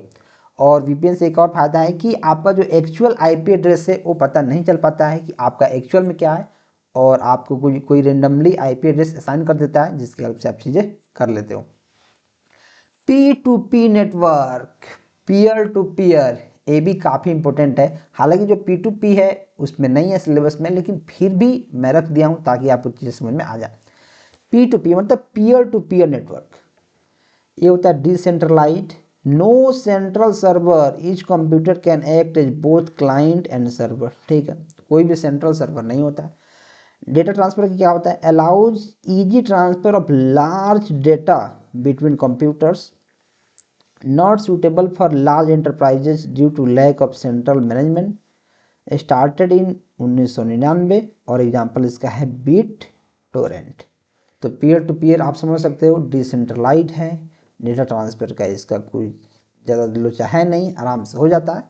Right, next advantage इसका देख लेते हैं। Easy to install and setup, ठीक है, सिंपल मैनेजमेंट होता है, no need for a network operating system, cost effective मतलब सस्ता होता है, फॉल्ट टॉलरेंस मतलब एक बार कोई अगर गलती हो गया, कोई कंप्यूटर फेल हो गया, फिर भी एक काम करते रहेगा, क्योंकि इसमें दो होता है, एक क्लाइंट होता है, एक सर्वर होता है, तो इसका काम चलते रहता है, कोई भी उसमें दिक्कत की बात नहीं रहती है। डिसएडवांटेज क्या है? नो बैकअप, क्योंकि ये काफ़ी सस्ता है, काफ़ी इजी है, काफ़ी फॉल्ट टॉलरेंस है, तो बैकअप नहीं होता है। सिक्योरिटी का हमेशा रिस्क रखता है, no security measures making it easier to hack, आसानी से हैक हो सकता है। Slow network, speed issue due to decentralized nature, और डिसेंट्रलाइज्ड नेचर के कारण इसका जो स्पीड होता है वो काफ़ी स्लो होता है। डिसेंट्रलाइज मतलब इसका सेंट्रल पॉइंट कोई नहीं होता है। Right, next client server architecture. देखो क्लाइंट सर्वर में क्या होता है कि एक होता है क्लाइंट और एक होता है सर्वर। जो क्लाइंट होता है वो डेटा को रिक्वेस्ट करता है सर्वर से, तो सर्वर चेक करता है कि क्या जो डेटा को रिक्वेस्ट किया गया है वो डेटा है, अगर डेटा है तो सर्वर इसको रिस्पॉन्ड कर देता है। राइट, इसको बोलते हैं रिक्वेस्ट, इसको बोलते हैं रिस्पॉन्स। राइट, तो client server architecture is centralized networking model, easy computer devices request services और request from a centralized server, जैसे रिक्वेस्ट किया है। Server provide services resources manage access for the client, अगर यहाँ डेटा मिल रहा है तो इसको रिस्पॉन्स किया है। राइट, नेक्स्ट तो इसके की फीचर्स के बारे में पढ़ सकते हो। Centralized control, scalable, separation of roles. Advantage इसका क्या है? सेंट्रलाइज सिक्योरिटी है, इजी टू चेंज है, स्केलेबल है, बैकअप एंड रिकवरी है, हाई परफॉर्मेंस है। जो थ्योरी है आप इसको पढ़ सकते हो, मैं आपको बेसिक चीज़ें बता रहा हूँ, चीज़ें कैसे काम कर रही हैं। अगर क्लाइंट सर्वर में कैसे काम करती हैं कि एक क्लाइंट होता है, कैसे समझाऊँ, जैसे ऐसे समझो कि जो हमारे पास वेब सर्वर है, वेब सर्वर जहाँ पूरा का पूरा डेटा हमारा स्टोर है, और एक जो ब्राउजर है, जैसे मान लो एक क्रोम है, क्रोम ये हमारा क्या है? एक क्लाइंट है, और जो वेब सर्वर है सर्वर है। यहाँ त्रिलोकी के बारे में लिखा हुआ है, त्रिलोकी क्या है, कौन है, कैसे है, उसके बारे में यहाँ लिखा गया। जो क्रोम है एक वेब ब्राउजर है और एक क्लाइंट है, इसको हम लोग क्लाइंट भी बोलते हैं, क्लाइंट। Client browser. अगर कोई यहाँ त्रिलोकी सर्च कर रहा है, त्रिलोकी, तो रिक्वेस्ट जाएगा सर्वर के पास, देखिएगा क्या जो त्रिलोकी है इसके बारे में सर्वर के पास कुछ है, जो वेब सर्वर है उसके पास कुछ है त्रिलोकी के बारे में। अगर होगा तो रिस्पॉन्स करेगा और फिर जो ब्राउजर है वो हमें दिखाएगा कि त्रिलोकी ए है, त्रिलोकी ओ है, जो भी है वो दिखाएगा, राइट। इसको बोलते हैं क्लाइंट सर्वर आर्किटेक्चर। नेक्स्ट, इसका डिसएडवांटेज क्या है? सिंगल पॉइंट ऑफ फेल्योर, एक बार फेल हो गया तो खत्म हो जा रहा है। कॉस्ट एक्सपेंसिव होता है, कॉम्प्लेक्स सेटअप होता है और मेंटेनेंस इसका ज़्यादा होता है, राइट। नेक्स्ट, अब हम लोग जानने वाले हैं इंटरनेट के बारे में। हमने नेटवर्क क्या होता है उसके बारे में जान लिया, और नेटवर्क के कितने टाइप्स होते हैं, हर एक टाइप्स के बारे में हमने काफ़ी डिटेल में पढ़ लिया। और इन सब का क्वेश्चन जब आप मॉक लगाएंगे तब आपको पता चलेगा। हमने हर एक चैप्टर का 3 मॉक टेस्ट रखा है, जो अगर आप बैच लिए होंगे तो आपको दिख रहा होगा। टेस्ट सीरीज में जब आप जाएंगे तो आपको दिखेगा, जो काफ़ी ज़्यादा आपके लिए हेल्पफुल साबित होगा। अभी हमें जानना है इंटरनेट के बारे में, राइट। देखिए हम लोग इंटरनेट के बारे में पढ़ना शुरू कर रहे हैं। जो इंटरनेट होता है वो इंटरकनेक्टेड नेटवर्क होता है, मतलब बहुत सारे नेटवर्क जब आपस में कनेक्टेड होते हैं किसी भी इंफॉर्मेशन को शेयर करने के लिए, इंफॉर्मेशन को गैदर करने के लिए, एक साथ एफिशिएंटली काम करने के लिए, तो उसको बोलते हैं इंटरनेट। मतलब इंटरकनेक्टेड नेटवर्क, नेटवर्कों का नेटवर्क। जो इंटरनेट है वो नेटवर्कों का नेटवर्क है, राइट। तो चलिए इसके बारे में हम लोग कुछ जानते हैं और एक एक पॉइंट को अच्छे से समझने की कोशिश करते हैं। The internet is a global network connecting millions of computers and devices for communications and information exchange। जो मैंने आपको बताया है सेम टू सेम वही चीज लिखा है। It is based on the TCP/IP protocol that allows data to be transmitted across various network। जो इंटरनेट होता है वो TCP/IP पे बेस्ड होता है। और वैसे बोलें कि जो TCP/IP है वो बैकबोन ऑफ इंटरनेट है। मतलब अगर TCP/IP जो प्रोटोकॉल है अगर वो नहीं है तो इंटरनेट नहीं है, ऐसे समझे। ये जो TCP/IP है वो इंटरनेट का बैकबोन है, और जो इंटरनेट है वो इंटरकनेक्टेड नेटवर्क है। मतलब बहुत सारे नेटवर्क जब आपस में कनेक्ट होते हैं इंफॉर्मेशन को शेयर करने के लिए तो उसको बोलते हैं इंटरनेट, राइट। नेक्स्ट, तो जो इंटरनेट है उसका इवोल्यूशन हम लोग देखेंगे। इसको हम लोग काफ़ी फास्ट देखने वाले हैं क्योंकि काफ़ी थ्योरी है कि इंटरनेट कैसे आया, किस ईस्वी में कौन सी चीज़ें हुई, क्या इसका इम्पोर्टेंट डेट्स हैं, कौन कौन से इसमें इसके फाउंडर्स थे, कौन कौन लोगों ने हेल्प किए इंटरनेट को बूम होने में, इंटरनेट को इवेल्युएट करने में। तो इसके बारे में थोड़ा सा हम पढ़ते हैं। तो बात है 1950 की, जब इंटरनेट स्टार्ट हुआ। उस समय विंडसर्फ और रॉबर्ट ई खान यानी बॉब खान और विंडसर्फ ने मिलके इंटरनेट को शुरू किया, और इन दोनों को फादर्स ऑफ इंटरनेट बोलते हैं, जैसे आपको पता है। इनिशियली नेम्ड कनेक्शन, तो जो इंटरनेट था उसका पहले नाम कनेक्शन था। ऐसा नहीं था कि डायरेक्ट उन्होंने नाम इसका इंटरनेट दे दिया, नहीं। उसका जो पहला नाम था वो था connection. The concept of global networking for data exchange was born, ठीक है। Paved the way for the TCP protocol, the backbone of modern internet. और जो इंटरनेट है, जो TCP/IP प्रोटोकॉल है, वो इंटरनेट का बैकबोन है। मैंने इसके बारे में आपको पहले बताया ही है। तो बात है 1998 की, उसमें क्या हुआ, ARPA मतलब advance research project agency start हुआ, जो US डिपार्टमेंट यानी DOD, डिपार्टमेंट ऑफ डिफेंस के द्वारा स्टार्ट किया गया था।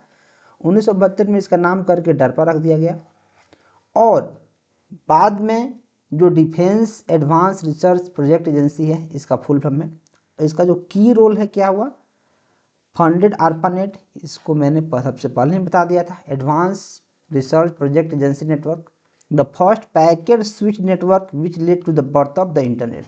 और जो ARPANET था उसी की हेल्प से हमारा इंटरनेट का जन्म हुआ। तो अब ARPANET के बारे में जानो। Advance research project agency network, इसके बारे में हालांकि मैंने पहले बताया था कि ये फर्स्ट नेटवर्क है। इसको TCP/IP प्रोटोकॉल इसमें यूज होता है। इनिशियल स्कोप क्या था, initially limited to DARPA and its research institutions, ठीक है। कनेक्टेड डिवाइस क्या है, स्टार्टेड विथ 4 कंप्यूटर्स जब ARPANET बना था तो उस समय 4 कंप्यूटर कनेक्ट हो पाते थे, लेकिन मार्च 1977 से क्या हुआ, इसको 111 कंप्यूटर कनेक्ट करने के लिए बना दिया गया। कि पहले मानो कि 4 कंप्यूटर्स कनेक्ट होते थे, तो मार्च 1977 के बाद 111 कंप्यूटर इस ARPANET के थ्रू कनेक्ट हो सकते हैं। ऑपरेटिंग सिस्टम क्या था? TINX was used as the operating system. जो ऑपरेटिंग सिस्टम था उसमें TINX यूज होता था। राइट, नेक्स्ट 1971 में क्या था? First computer virus creeper. तो डायरेक्ट एग्जाम में क्वेश्चन बनेगा कि फर्स्ट कंप्यूटर वायरस कौन था। डायरेक्ट एग्जाम का क्वेश्चन है, डायरेक्ट, कि पहला कंप्यूटर का वायरस कौन था, तो क्या था? क्रीपर, 1971 में। ठीक है, क्रिएटर कौन थे? बॉब थॉमस, या फिर इनका नाम ए जानते हैं। Effect Esprit and ARPANET, a self replicating worm on the deck PDP-10। Message क्या था? Displayed I am creeper catch me if you can. जो क्रीपर था उसमें मैसेज क्या आता था कि I am creeper catch me if you can, मैं क्रीपर हूँ, पकड़ सको तो पकड़ लो। देखो जो वायरस है उसका रुतबा देख रहे हो, जो डिवाइसेस थे उस पर मैसेज आता था ऐसे कि I am creeper catch me if you can. एक ऐसा वायरस है, और आपको पता ही है कि जो वायरस होता है वो सेल्फ रेप्लिकेटिंग होता है। वायरस को ख़त्म करना मुश्किल है, वायरस ख़त्म नहीं हो सकता है, क्योंकि वो सेल्फ रेप्लिकेटिंग होता है, अपने आप रेप्लिकेट कर सकता है। सिक्योरिटी क्या है इसका?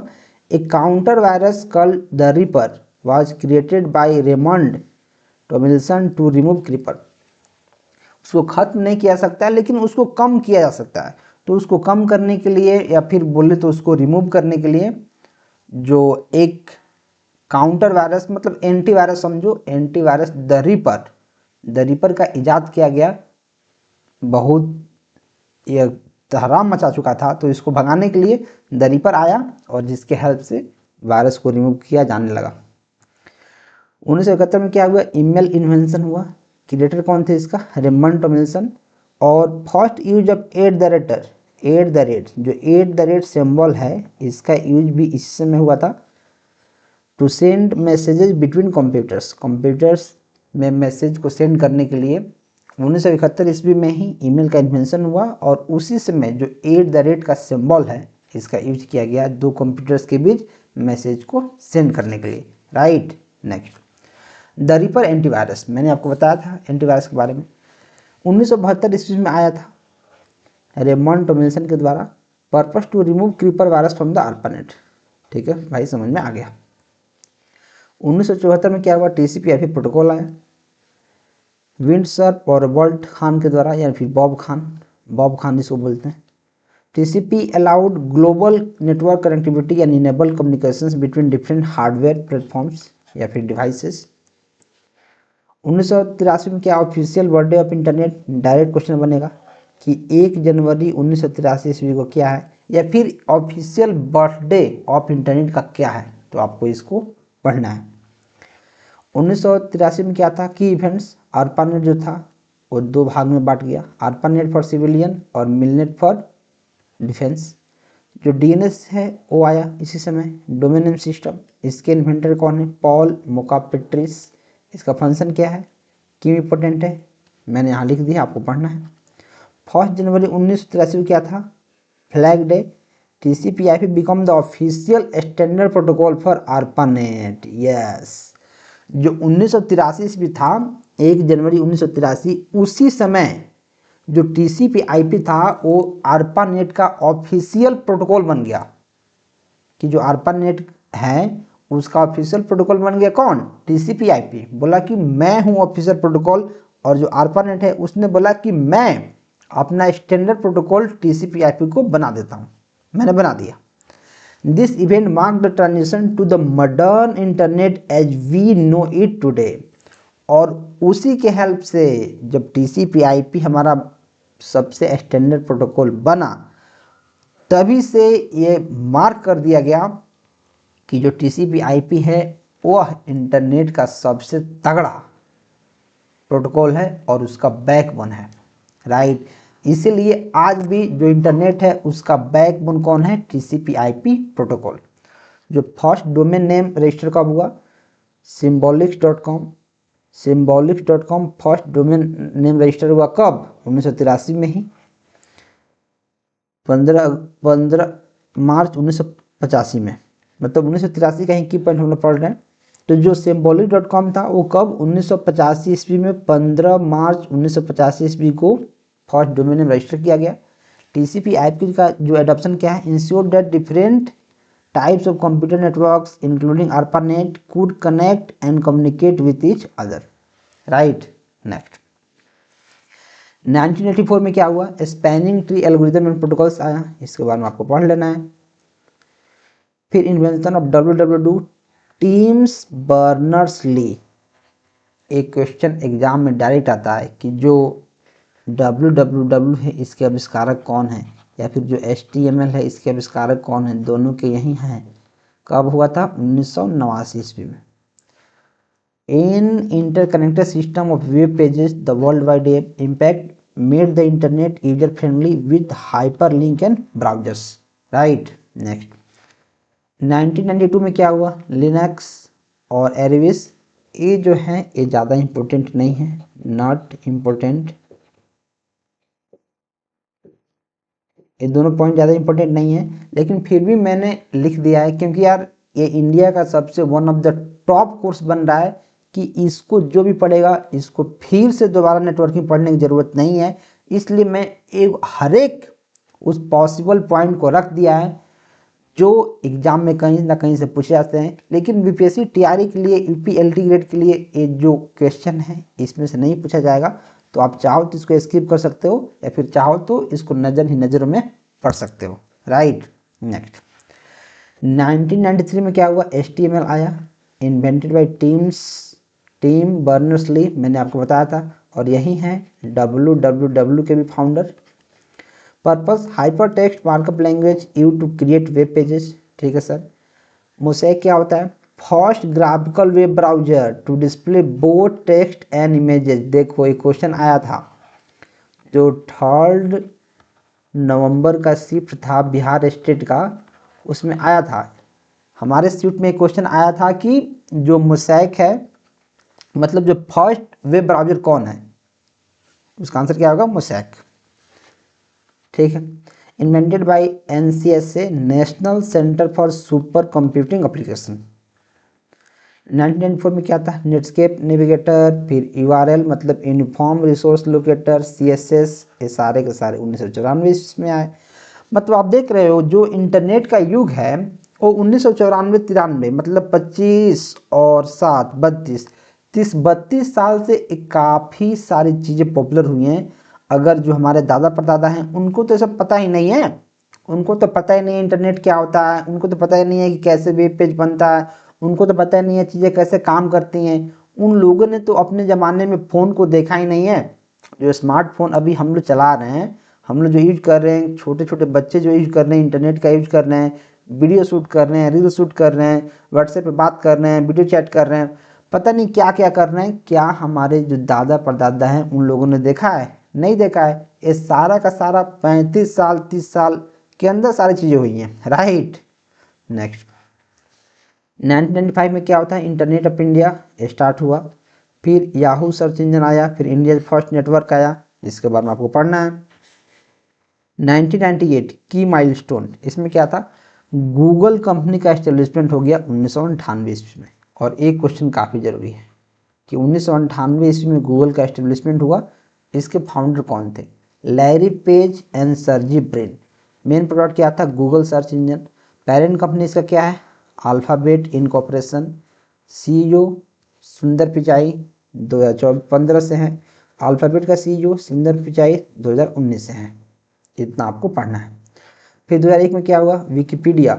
जैसे आप ऐसे सर्च करोगे हनी सिंह, यो हनी सिंह, जैसे आप हनी सिंह सर्च करोगे तो इसके बारे में विकिपीडिया आ जाएगा। विकिपीडिया में क्या होता है कि इसके बारे में सारी चीज़ें अपलोडेड हैं, सारी रियल चीज़ें। Invented by Jimmy Wales and Larry Sanger. Purpose free user contributed encyclopedia, 2001 का की रेफरेंस है। फिर 2004 का क्या है, फेसबुक को फाउंड किया गया मार्क जकरबर्ग के द्वारा। हेडक्वार्टर इसका कहाँ है, Menlo Park California USA. Gmail launch हुआ, invented by Paul Buchheit. Revolutionize कब हुआ, email with 1 GB of storage. जो पहले ईमेल आया था 1 GB था, अभी आई थिंक आपको जो जीमेल है वो 15 GB का आपको फ्री स्टोरेज देता है, 15, राइट। नेक्स्ट, और 2005 में यूट्यूब आया। जो यूट्यूब है जो इतना पॉपुलर हुआ है और इतना ज़्यादा पैसे बना रहा है वो 2005 में आया है। मतलब हम लोग के जन्म के बाद जितने भी अभी लोग वीडियो देख रहे हैं वो सारे के सारे लोग 2005 से पहले के उनका जन्म है, और हम लोग के जन्म के बाद यूट्यूब आया था। इसको कौन लाया है, स्टीव चेन, चैड हर्टली एंड जावेद करीम। टाइप क्या है, वीडियो स्ट्रीमिंग प्लेटफॉर्म है, एक्वायर्ड बाय गूगल। 2006 में इसको गूगल ने एक्वायर कर लिया, $1.65 बिलियन। और अभी जो है, अभी जो यूट्यूब की वैल्यूएशन है इससे 50 गुना ज़्यादा है, मोर देन 50 टाइम्स। लेकिन इसको $1.65 बिलियन में इसको एक्वायर कर लिया। जो इसका हेडक्वार्टर है सान ब्रूनो या फिर कैलिफोर्निया यूएसए में है, राइट। नेक्स्ट, 2006 का ट्विटर फॉर्म हुआ, जैक डॉर्सी, नाह ग्लास, इवेन विलियम्स और बिज स्टोन। हेडक्वार्टर कहाँ है, सैन फ्रांसिस्को। देख रहे हो जितना भी हम लोग अभी ऐप पढ़ रहे हैं, जितना भी बड़ी बड़ी कंपनियां पढ़ रहे हैं, सारा का सारा जो हेडक्वार्टर है कहीं ना कहीं यूएसए में ही है। सारा का सारा जो हेडक्वार्टर है वो यूएसए में ही है, क्योंकि यार वो लोग टेक जायंट को फॉर्म करते हैं। उनका जो काम है टेक्नोलॉजी को बनाना है, बड़े बड़े इंजीनियर्स को एक्वायर करना है और उनसे काम करवाना है। वो लीडिंग में विश्वास रखते हैं, और हमारे यहाँ ऐसा नहीं होता है। एक्वायर्ड बाय एलन मस्क, जो ट्विटर था एलन मस्क ने उसको एक्वायर कर लिया जुलाई में, और उसका नाम रख दिया एक्स, कि आज से मेरा नाम एक्स है। Tweets post on Twitter 140 character long, इतना आपको पता चल गया। नाम में क्या आता है, व्हाट्सएप फाउंडेड हुआ जैन कोम और ब्रेन एक्टन के द्वारा। इसके बारे में आप थोड़ा इसको पढ़ सकते हो। नेक्स्ट, 2010 में क्या होता है, इंस्टाग्राम फाउंड किया गया केविन सिस्ट्रॉम और माइक क्रीगर के द्वारा। Originally an app for photo sharing with focus and filter. देखो जो इंस्टाग्राम है वो शुरू से ही फिल्टर पर फोकस किया है, फिल्टर पे शुरू से ही फोकस किया है, और फिल्टर के चलते इतना ज़्यादा फेमस हुआ। और जब टिकटॉक वो 2018 में जब बैन हुआ, जब टिकटॉक बैन हुआ तब इंस्टाग्राम जो था इसको उसमें अपॉर्चुनिटी दिखा, उसमें इसको एक अपॉर्चुनिटी देखा। और क्या कि जो इंस्टाग्राम था, इंस्टाग्राम पहले उसमें सिर्फ फोटो अपलोड होता था, इंस्टाग्राम में उसने एक रील्स का ऑप्शन दे दिया, रील्स का ऑप्शन दे दिया। और जब से इंस्टाग्राम में रील्स का ऑप्शन आया है तब से इंस्टाग्राम बूम कर दिया है, और इंस्टाग्राम एक बहुत बड़ा रील्स शेयरिंग ऐप बन चुका है।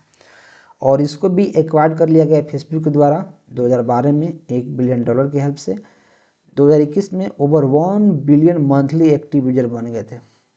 बाप रे, 1 billion monthly active user and Instagram, right. बहुत होता है 1 billion. Impact, revolutionized social media visuals and influencer marketing. इसको रिवोल्यूशन ला दिया। मतलब रिवोल्यूशन लाना मतलब क्या है कि एक पूरा का पूरा कोहराम खड़ा कर देना, पूरा का पूरा समय को चेंज कर देना, सोशल मीडिया को एकदम एक नया तरीका से बना देना। कि अब जो सोशल मीडिया है लोग उसको सिर्फ इंटरटेनमेंट के लिए यूज नहीं करते हैं, क्या करते हैं, उस पर काफ़ी सारे इन्फॉर्मेशन वाला चीज़ भी मिलता है, काफ़ी सारे लोग पैसे भी कमाते हैं। तो पूरा रिवोल्यूशन आ गया, एक पूरा का पूरा रिवोल्यूशन आ गया, ऐसा समझो, राइट। नेक्स्ट, 2013 में क्या हुआ था, टेलीग्राम को फाउंड किया गया था पेवेन द्रो और निकोलाई द्रो के द्वारा। इसका क्या था, privacy focused messaging app known for its end-to-end encryptions and self-destructive messages, become the top alternative to WhatsApp, especially for security conscious user। WhatsApp से काफ़ी ज़्यादा सिक्योर है।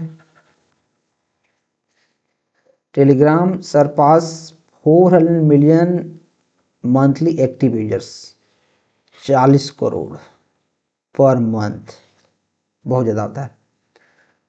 अब हम लोग पढ़ने वाले हैं नेटवर्क टोपोलॉजी के बारे में। हमने इंटरनेट के बारे में पढ़ लिया, सारे के सारे जो नेटवर्क के टाइप्स होते हैं उनके बारे में पढ़ लिया, इंटरनेट के बारे में पढ़ लिया, आर्पानेट के बारे में पढ़ लिया, इंटरनेट कैसे रिवोल्यूशनाइज्ड हुआ है उसके बारे में हमने पढ़ दिया, उसका रिवोल्यूशन क्या है, कैसे जो इंटरनेट है उसका इवोल्यूशन है, इवोल्यूशन उसका कैसे हुआ है उसके बारे में हमने पढ़ लिया। अभी हमारा बारी है नेटवर्क टोपोलॉजी के बारे में पढ़ने का, राइट। तो देखो नेटवर्क टोपोलॉजी क्या होता है। टोपोलॉजी मतलब होता है किसी भी चीज़ को ऐसे अरेंज करना ताकि उसकी अरेंजमेंट ऐसे हो कि आपस में वो काफ़ी अच्छे से कनेक्टेड हो और इन्फॉर्मेशन को अच्छे से शेयर कर पाए। मतलब एक ऐसा तरीका हो जिसके हेल्प से जो डिवाइसेज जो आपस में कनेक्टेड हो उसको बोलते हैं टोपोलॉजी। एक ऐसा तरीका जिसके हेल्प से डिवाइस आपस में कनेक्टेड हो। तो बोला कि जो नेटवर्क टोपोलॉजी हैं वो क्या है। तो इसका मतलब ये है कि जो नेटवर्क हमारा फॉर्म होता है उस नेटवर्क में किस तरह से चीज़ें कनेक्ट होंगी, जो डिवाइसेज हैं कैसे कनेक्ट होंगे ताकि प्रॉपर तरीका से डेटा हमारा पास हो सके, राइट। तो देखो network topology defines the physical and logical arrangement of connections, जिसको लिंक्स बोलते हैं, बिटवीन डिवाइसेस, जिसको नोड्स बोलते हैं, in a network. Network topology define करता है एक फिजिकल या फिर लॉजिकल अरेंजमेंट को, जो जितने भी डिवाइसेज होते हैं नेटवर्क में उनको आपस में कैसे कनेक्ट रहना है, कैसे चीज़ों को शेयर करना है। जो लिंक्स होता है, लिंक्स उसको बोलते हैं कनेक्शन, या फिर जो डिवाइसेज होता है उसको नोड्स बोलते हैं, या फिर जो नोड्स होता है उसको डिवाइसेज बोलते हैं। डायरेक्ट एग्जाम में क्वेश्चन बनेगा कि devices are also called as nodes, right. तो जो टोपोलॉजी है उसका काफ़ी ज़्यादा टाइप्स होता है, और जो मेन टाइप्स होता है वो होता है physical topology and logical topology. और जो टोपोलॉजी आप लोग जानते हो जैसे मेश टोपोलॉजी, रिंग टोपोलॉजी, वो हमारा फिजिकल टोपोलॉजी का पार्ट होता है, राइट। तो पहले हमने इन दोनों के बारे में पढ़ते हैं। जो फिजिकल टोपोलॉजी है क्या होता है, actual layout of cables and device, physically कैसे कनेक्टेड है उसके बारे में। उसका फोकस क्या है, wiring and hardware setup. Example computer connected to a router, ठीक है। मतलब इसमें फिजिकल कनेक्शन होता है, फिजिकल कनेक्शन होता है। लॉजिकल में क्या होता है, इसका meaning how data moves with in a network. Logical मतलब फिजिकल नहीं, लॉजिकल मतलब फिजिकल नहीं, मतलब डेटा कैसे ट्रांसफर होगा, एक्चुअल में डेटा कैसे जाएगा उसको फिजिकली से मतलब नहीं है। लॉजिकल मतलब एक्चुअल डेटा कैसे जा रहा है, कैसे नेटवर्क में घूम रहा है, कैसे मूव कर रहा है उसके बारे में। Signal path and data flow, example जैसे इथरनेट, फिजिकली स्टार और लॉजिकली बस। ये हमारा हो गया किसका, लॉजिकल टोपोलॉजी के बारे में। अब जो एक्चुअल टोपोलॉजी है जो एग्जाम में पूछे जाते हैं जिसके बारे में हमें जानना है उसके बारे में हम पढ़ेंगे, राइट। नेक्स्ट, तो जो हमारे पास नेटवर्क का टोपोलॉजी है वो बहुत टाइप का होता है, जैसे बस topology, star topology, ring topology, mesh topology, tree topology, hybrid topology और डेजी चेन टोपोलॉजी। हमारे पास 7 मेन टाइप्स के टोपोलॉजी हैं, और ये सारे के सारे टोपोलॉजी मिला के एक क्वेश्चन तो टीआरई में बनेगा ही। डायरेक्ट एक बेसिक क्वेश्चन भी बन सकता है कि इनमें से कौन सा टोपोलॉजी नहीं है। डायरेक्ट ये भी बन सकता है कि जो स्टार टोपोलॉजी है उसमें कौन सा सेंट्रल डिवाइस यूज होता है। तो हर एक टोपोलॉजी के बारे में हम ध्यान से पढ़ते हैं। और गाइस यार प्लीज़ ध्यान से पढ़ो, और पढ़ने के बाद जो प्रैक्टिस सेट मिलेगा उसको करना, प्लस प्लस प्लस जो एक क्लास शीट मिलेगा, ये मैं ऐप पे ही डाल दूंगा, जो क्लास शीट मिलेगा इसको 2 से 3 बार पढ़ लेना है। एंड गाइज ट्रस्ट मी, बहुत हेल्पफुल साबित होगा, बहुत। हमने एक एक चीज़ को खोज के लिख दिया है, इससे बाहर कुछ नहीं आएगा, कुछ भी नहीं, बस इतना पढ़ना है। बस टोपोलॉजी क्या होता है, बस टोपोलॉजी में क्या होता है कि एक सिंगल हमारे पास वायर होता है, इसमें काफ़ी सारे डिवाइस कनेक्टेड होती हैं, और एक काफ़ी बेसिक होता है, तो इसको एकदम धीरे धीरे बताने की ज़रूरत नहीं है। क्या होता है, एक सिंगल सेंट्रल केबल होता है, single central cable, all devices connected to a single central cable, जिसको बस बोलते हैं। डेटा ट्रांसमिशन कैसे होता है, signals travel in both direction, only in the recipient devices process the data. Terminators होता है, use at both ends of the bus to prevent signal reflection. पहले इसका इमेज देखते हैं, इसका इमेज यहाँ देखते हैं। देखो मैं क्या करता हूँ, पहले रेड लेता हूँ। इसको बोलते हैं टर्मिनेटर। मतलब जब तार हमारा खत्म हो रहा है, यहाँ लिखा है टर्मिनेटर, दोनों साइड में लगा होता है, यूनिट बोथ एंड्स लगा है, ठीक है, यहाँ और यहाँ, इसको क्या बोलते हैं टर्मिनेटर। ये हमारा क्या है, ये हमारा क्या है टैप, इसको बोलते हैं टैप। ये हमारा टैप है, ये हमारा टैप है, ये हमारा डिवाइस है। और जो एक्चुअल हमारा तार है उसको बोलते हैं बस, उसको बस बोल दिए। और जो जैसे मानो जो टैप है, टैप इससे जो तार गया है इस डिवाइस को कनेक्ट करने का, उसको बोलते हैं ड्रॉप लाइन, उसको क्या बोलते हैं ड्रॉप लाइन, ठीक है। एडवांटेज क्या है, cost effective and easy to implement, ठीक है, easy to extend by adding new devices. इसमें हम नया डिवाइस को यहाँ ऐड कर सकते हैं, एक टैप लगाएंगे, डिवाइस को ऐड कर देंगे, या फिर तार को बढ़ा देंगे, टर्मिनेटर यहाँ लगा दिए, यहाँ डिवाइस को कनेक्ट कर दिए। डिसएडवांटेज क्या है, सिंगल पॉइंट ऑफ फेल्योर, अगर तार यहाँ से कट गया तो सारे डिवाइस की बैंड बच जाएगी। डेटा कोलिजन, डेटा कोलाइड हो सकता है, अगर देखो यहाँ से डेटा ए शेयर कर रहा है, जैसे मानो ए डिवाइस है, यहाँ से डेटा ए शेयर कर रहा है, यहाँ से डेटा ए शेयर कर रहा है, दोनों आगे यहाँ कोलाइड हो जाएगा। लिमिटेड स्केलेबिलिटी, ज़्यादा हम इसको स्केल नहीं कर सकते हैं, ऐसा नहीं है कि यहाँ से लेकर दिल्ली तक हम तार बिछा दिए, वो संभव नहीं है। सिग्नल एटेन्यूएशन ओवर डिस्टेंस, अगर मैं ज़्यादा डिस्टेंस बढ़ा रहा हूँ तो सिग्नल वीक हो जाएगा। डिफिकल्ट टू ट्रबल शूट, पता ही नहीं चलेगा कि कहाँ गलती है, ट्रबल शूट करना काफ़ी मुश्किल हो जाएगा, राइट। नेक्स्ट परफॉर्मेंस के बारे में थोड़ा सा देखते हैं, क्या परफॉर्मेंस इसका। तो परफॉर्मेंस, मैक्सिमम केबल लेंथ हो सकता है 185 मीटर, 10 Mbps का स्पीड मैक्सिमम दे सकता है। कॉमन केबल्स क्या होता है, कोएक्सियल केबल, कोएक्सियल को मतलब दो, इसमें दो एक्सिस होता है, दो एक्सिस। एप्लीकेशन स्मॉल नेटवर्क या फिर लेगेसी सिस्टम में। प्रोटोकॉल्स CSMA या फिर CD, carrier sense multiple collision with collision detection के साथ यूज होता है। सिक्योरिटी क्या है, vulnerable to interception due to shared communication medium, right. Next star topology, जो स्टार टोपोलॉजी है वो काफ़ी ज़्यादा इंपॉर्टेंट है, काफ़ी मतलब काफ़ी, मैं इसके बारे में थोड़ा सा बताता हूँ। स्टार टोपोलॉजी में क्या होता है कि एक सेंट्रल डिवाइस होता है और उस सेंट्रल डिवाइस से जितने भी और सब्सिडरी डिवाइसेज होते हैं वो सारे के सारे उस सेंट्रल डिवाइस से कनेक्टेड होते हैं। सेंट्रल डिवाइस बीच में होता है और उसके चारों ओर तार निकला होता है और सारे के सारे डिवाइस कनेक्टेड होते हैं। क्योंकि एक बीच में होता है और बाकी चारों ओर होता है तो यह एक स्टार का फॉर्म ले लेता है। देखो ये सेंट्रल डिवाइस हो गया, ये सारे के सारे अगर डिवाइस हैं तो स्टार का फॉर्म ले लेगा, इसीलिए इसको बोलते हैं स्टार टोपोलॉजी, राइट। इसके बारे में मैंने आपको बता दिया। ये देखो एक हमारा हब है और सारे के सारे डिवाइस यहाँ कनेक्टेड है। इसमें सेंट्रलाइज्ड स्ट्रक्चर होता है, all devices nodes are connected to a central devices hub या स्विच, ठीक है। Data flow, data is transmitted from a device to a central hub which then forward to the intended destination. और किसी भी device पे data को send करना है तो पहले वो जो डेटा आएगा हब के पास आएगा और हब के हेल्प से, हब के पास से होकर फिर उस डिवाइस के पास जाएगा। Reliability, if one device fails the rest of the network becomes unaffected. अगर एक डिवाइस फेल हो गया तो भी नेटवर्क हमारा चलता रहेगा। समझो, जैसे मान लो ये हमारा हब है, ये हमारा हब है, राइट। अगर ये डिवाइस काम करना बंद कर दिया, एक काम करना बंद कर दिया, ये तो कर रहा है, ये तो कर रहा है, सारा का सारा काम होता रहेगा, राइट। क्योंकि हब से कनेक्टेड है, इसका कनेक्शन यहाँ से कट जाएगा तो एक काम नहीं करेगा, बाकी सारा तो करेगा ही, right. However the central hub fails the entire network goes down. अगर हब ही हमारा फेल हो गया, अगर हब फेल हो गया तो फिर ये सारे के सारे डिवाइस काम करना बंद कर देंगे, क्योंकि जो होना है वो हब के हेल्प से ही होना है। अगर हब ही काम नहीं करेगा तो क्या कोई डिवाइस काम करेगा? कोई भी काम नहीं करेगा, राइट। स्केलेबिलिटी क्या है? Easy to expand by adding some more devices to the central hub without affecting the rest of the network.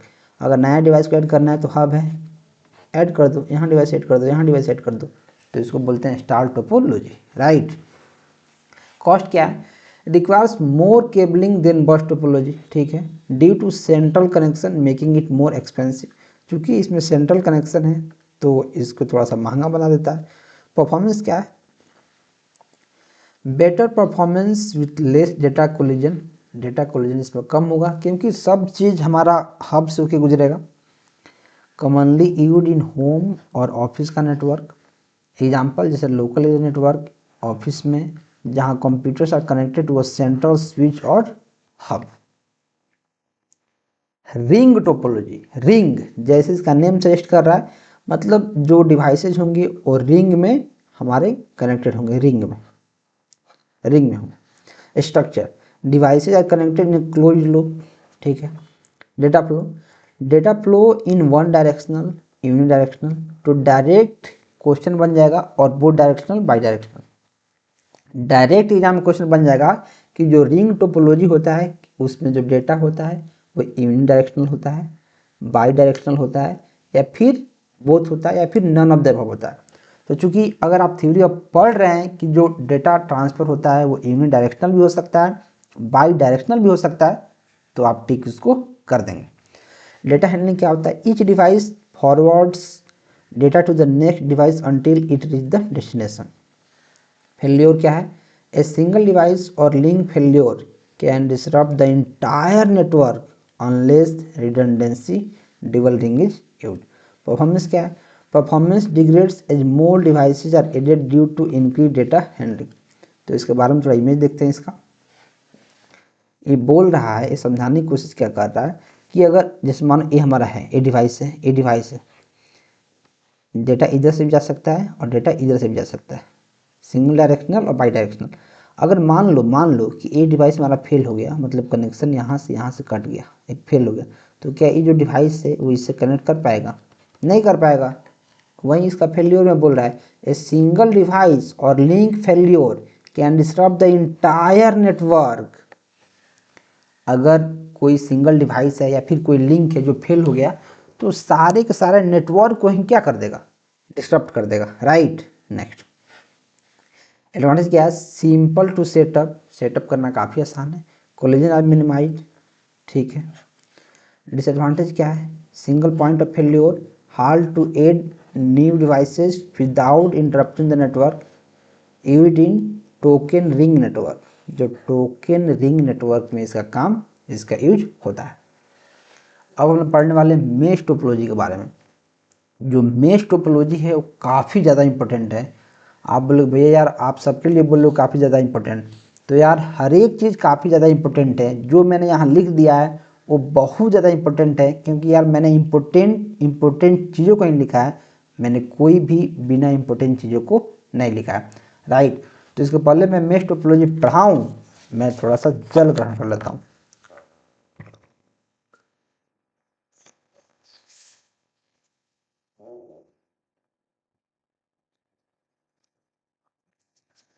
Mesh topology, mesh देखो जो मेश है इसमें इसका क्या है कि अगर एक कोई डिवाइस है, जितना भी इस नेटवर्क के अंदर डिवाइस है वो सारे के सारे डिवाइस से कनेक्टेड होंगे। जैसे अगर मानो नंबर 1 डिवाइस है, जैसे मानो 1 है, ये 2 है,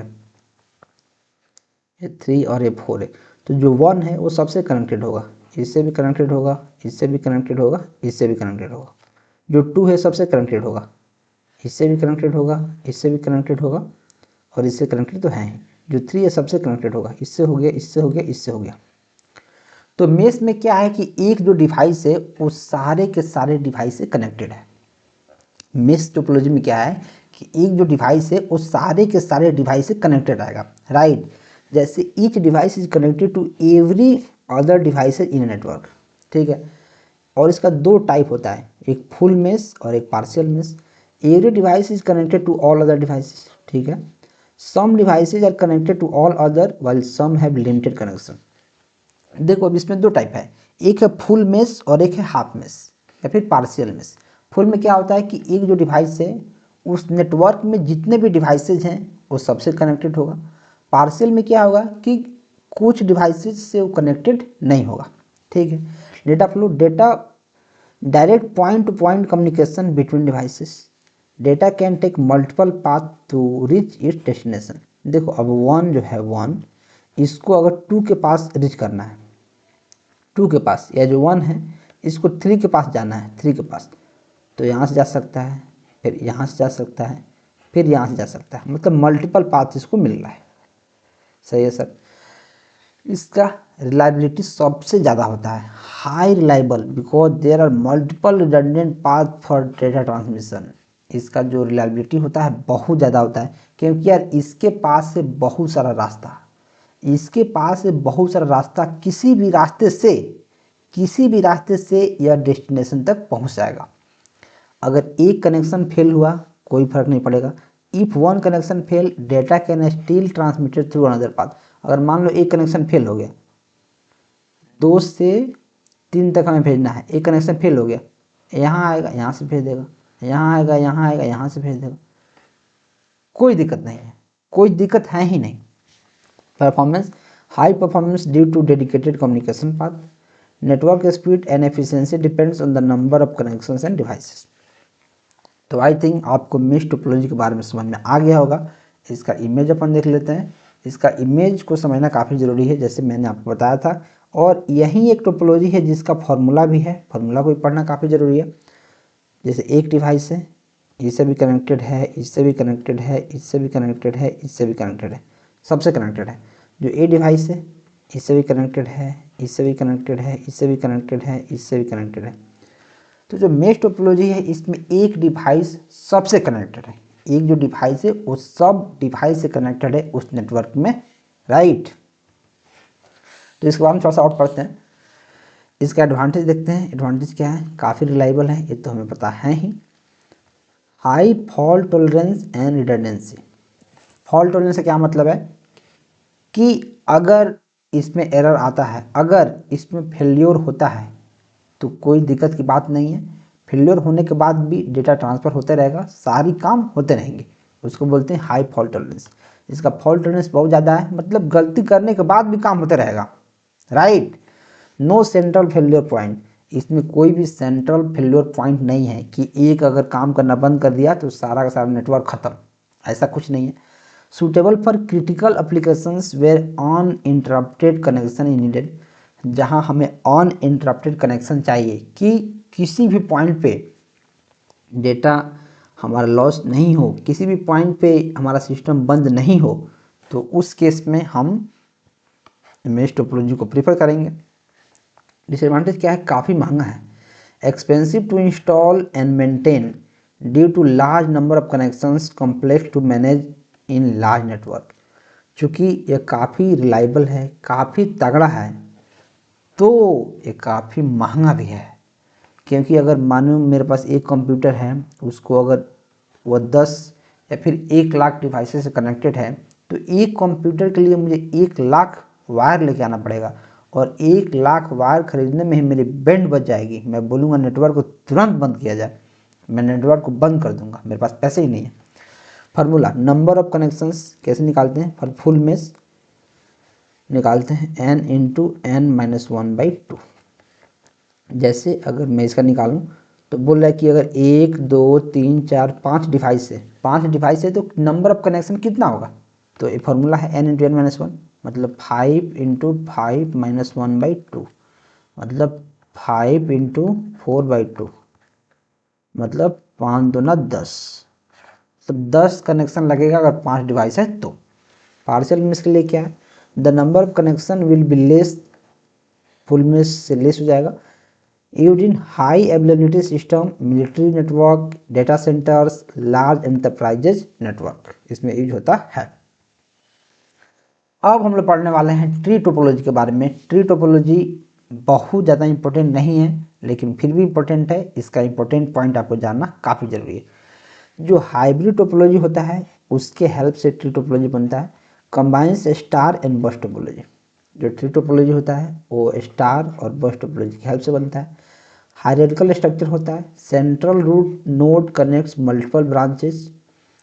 डेटा फ्लो कैसे होता है? Data travels from root node to branches and devices, जैसे रूट नोड हो गया तो ब्रांचेज में आएंगे। एडवांटेज क्या है? Easy to explain, fault isolation, branch failure does not affect the whole network. अगर कोई ब्रांच फेल है तो सारे के सारे नेटवर्क को इफेक्ट नहीं करेगा।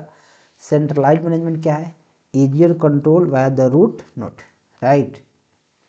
तो इसके बारे में थोड़ा सा इसका देख लो।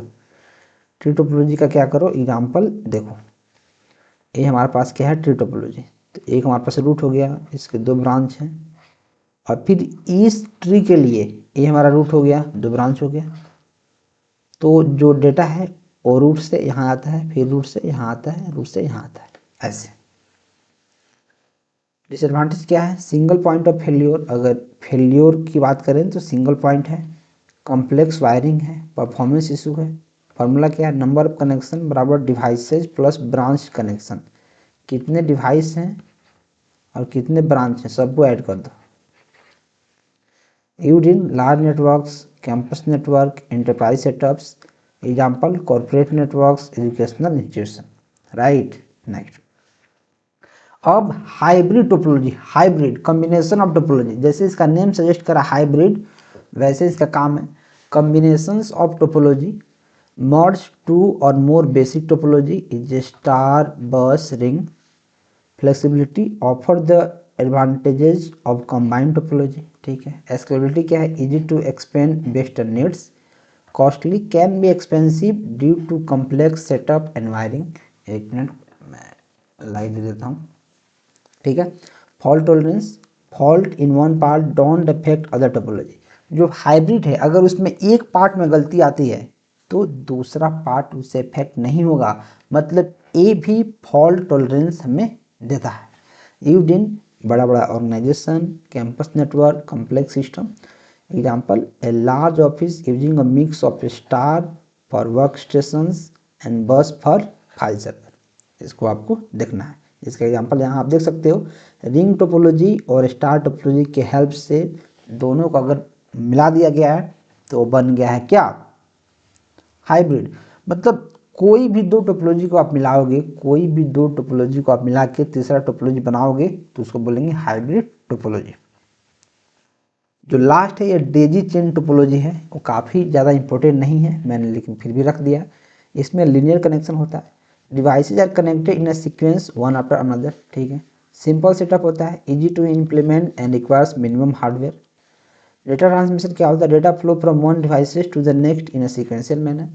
Cost effective, low cost due to minimum cabling, single point of failure, a failure in one device can connection disrupt के entire network. Limited scalability, difficult to expand और add more devices without affecting the existing structure. Example क्या है, older peripheral devices जैसे printer, scanner connected by one in a series. तो daisy chain का मतलब ये है कि एक काफ़ी एक सिंपल अगर टोपोलॉजी हमें बनाना है जो लिनियरली काम करे, मतलब जो भी डिवाइसेज हों वो एक दूसरे से एक लाइन में कनेक्टेड हों, जिनका सेटअप काफ़ी आसान हो, जो एक डिवाइस से अगर दूसरे डिवाइस में डेटा को सेंड करना है तो मैं सीक्वेंशियली कर पाऊँ, और जो काफ़ी सस्ता हो। अगर ऐसा बनाना है बस टोपोलॉजी की तरह तो आप डेजी चेन टोपोलॉजी को एडॉप्ट कर सकते हो। हालांकि इसका यूज नहीं होता है, जो पहले के ज़माना था जिसमें ओल्डर पेरिफेरल डिवाइसेस थे उनको कनेक्ट करने के लिए इस टोपोलॉजी का यूज होता था, हालांकि आजकल इसका यूज काफ़ी कम हो गया।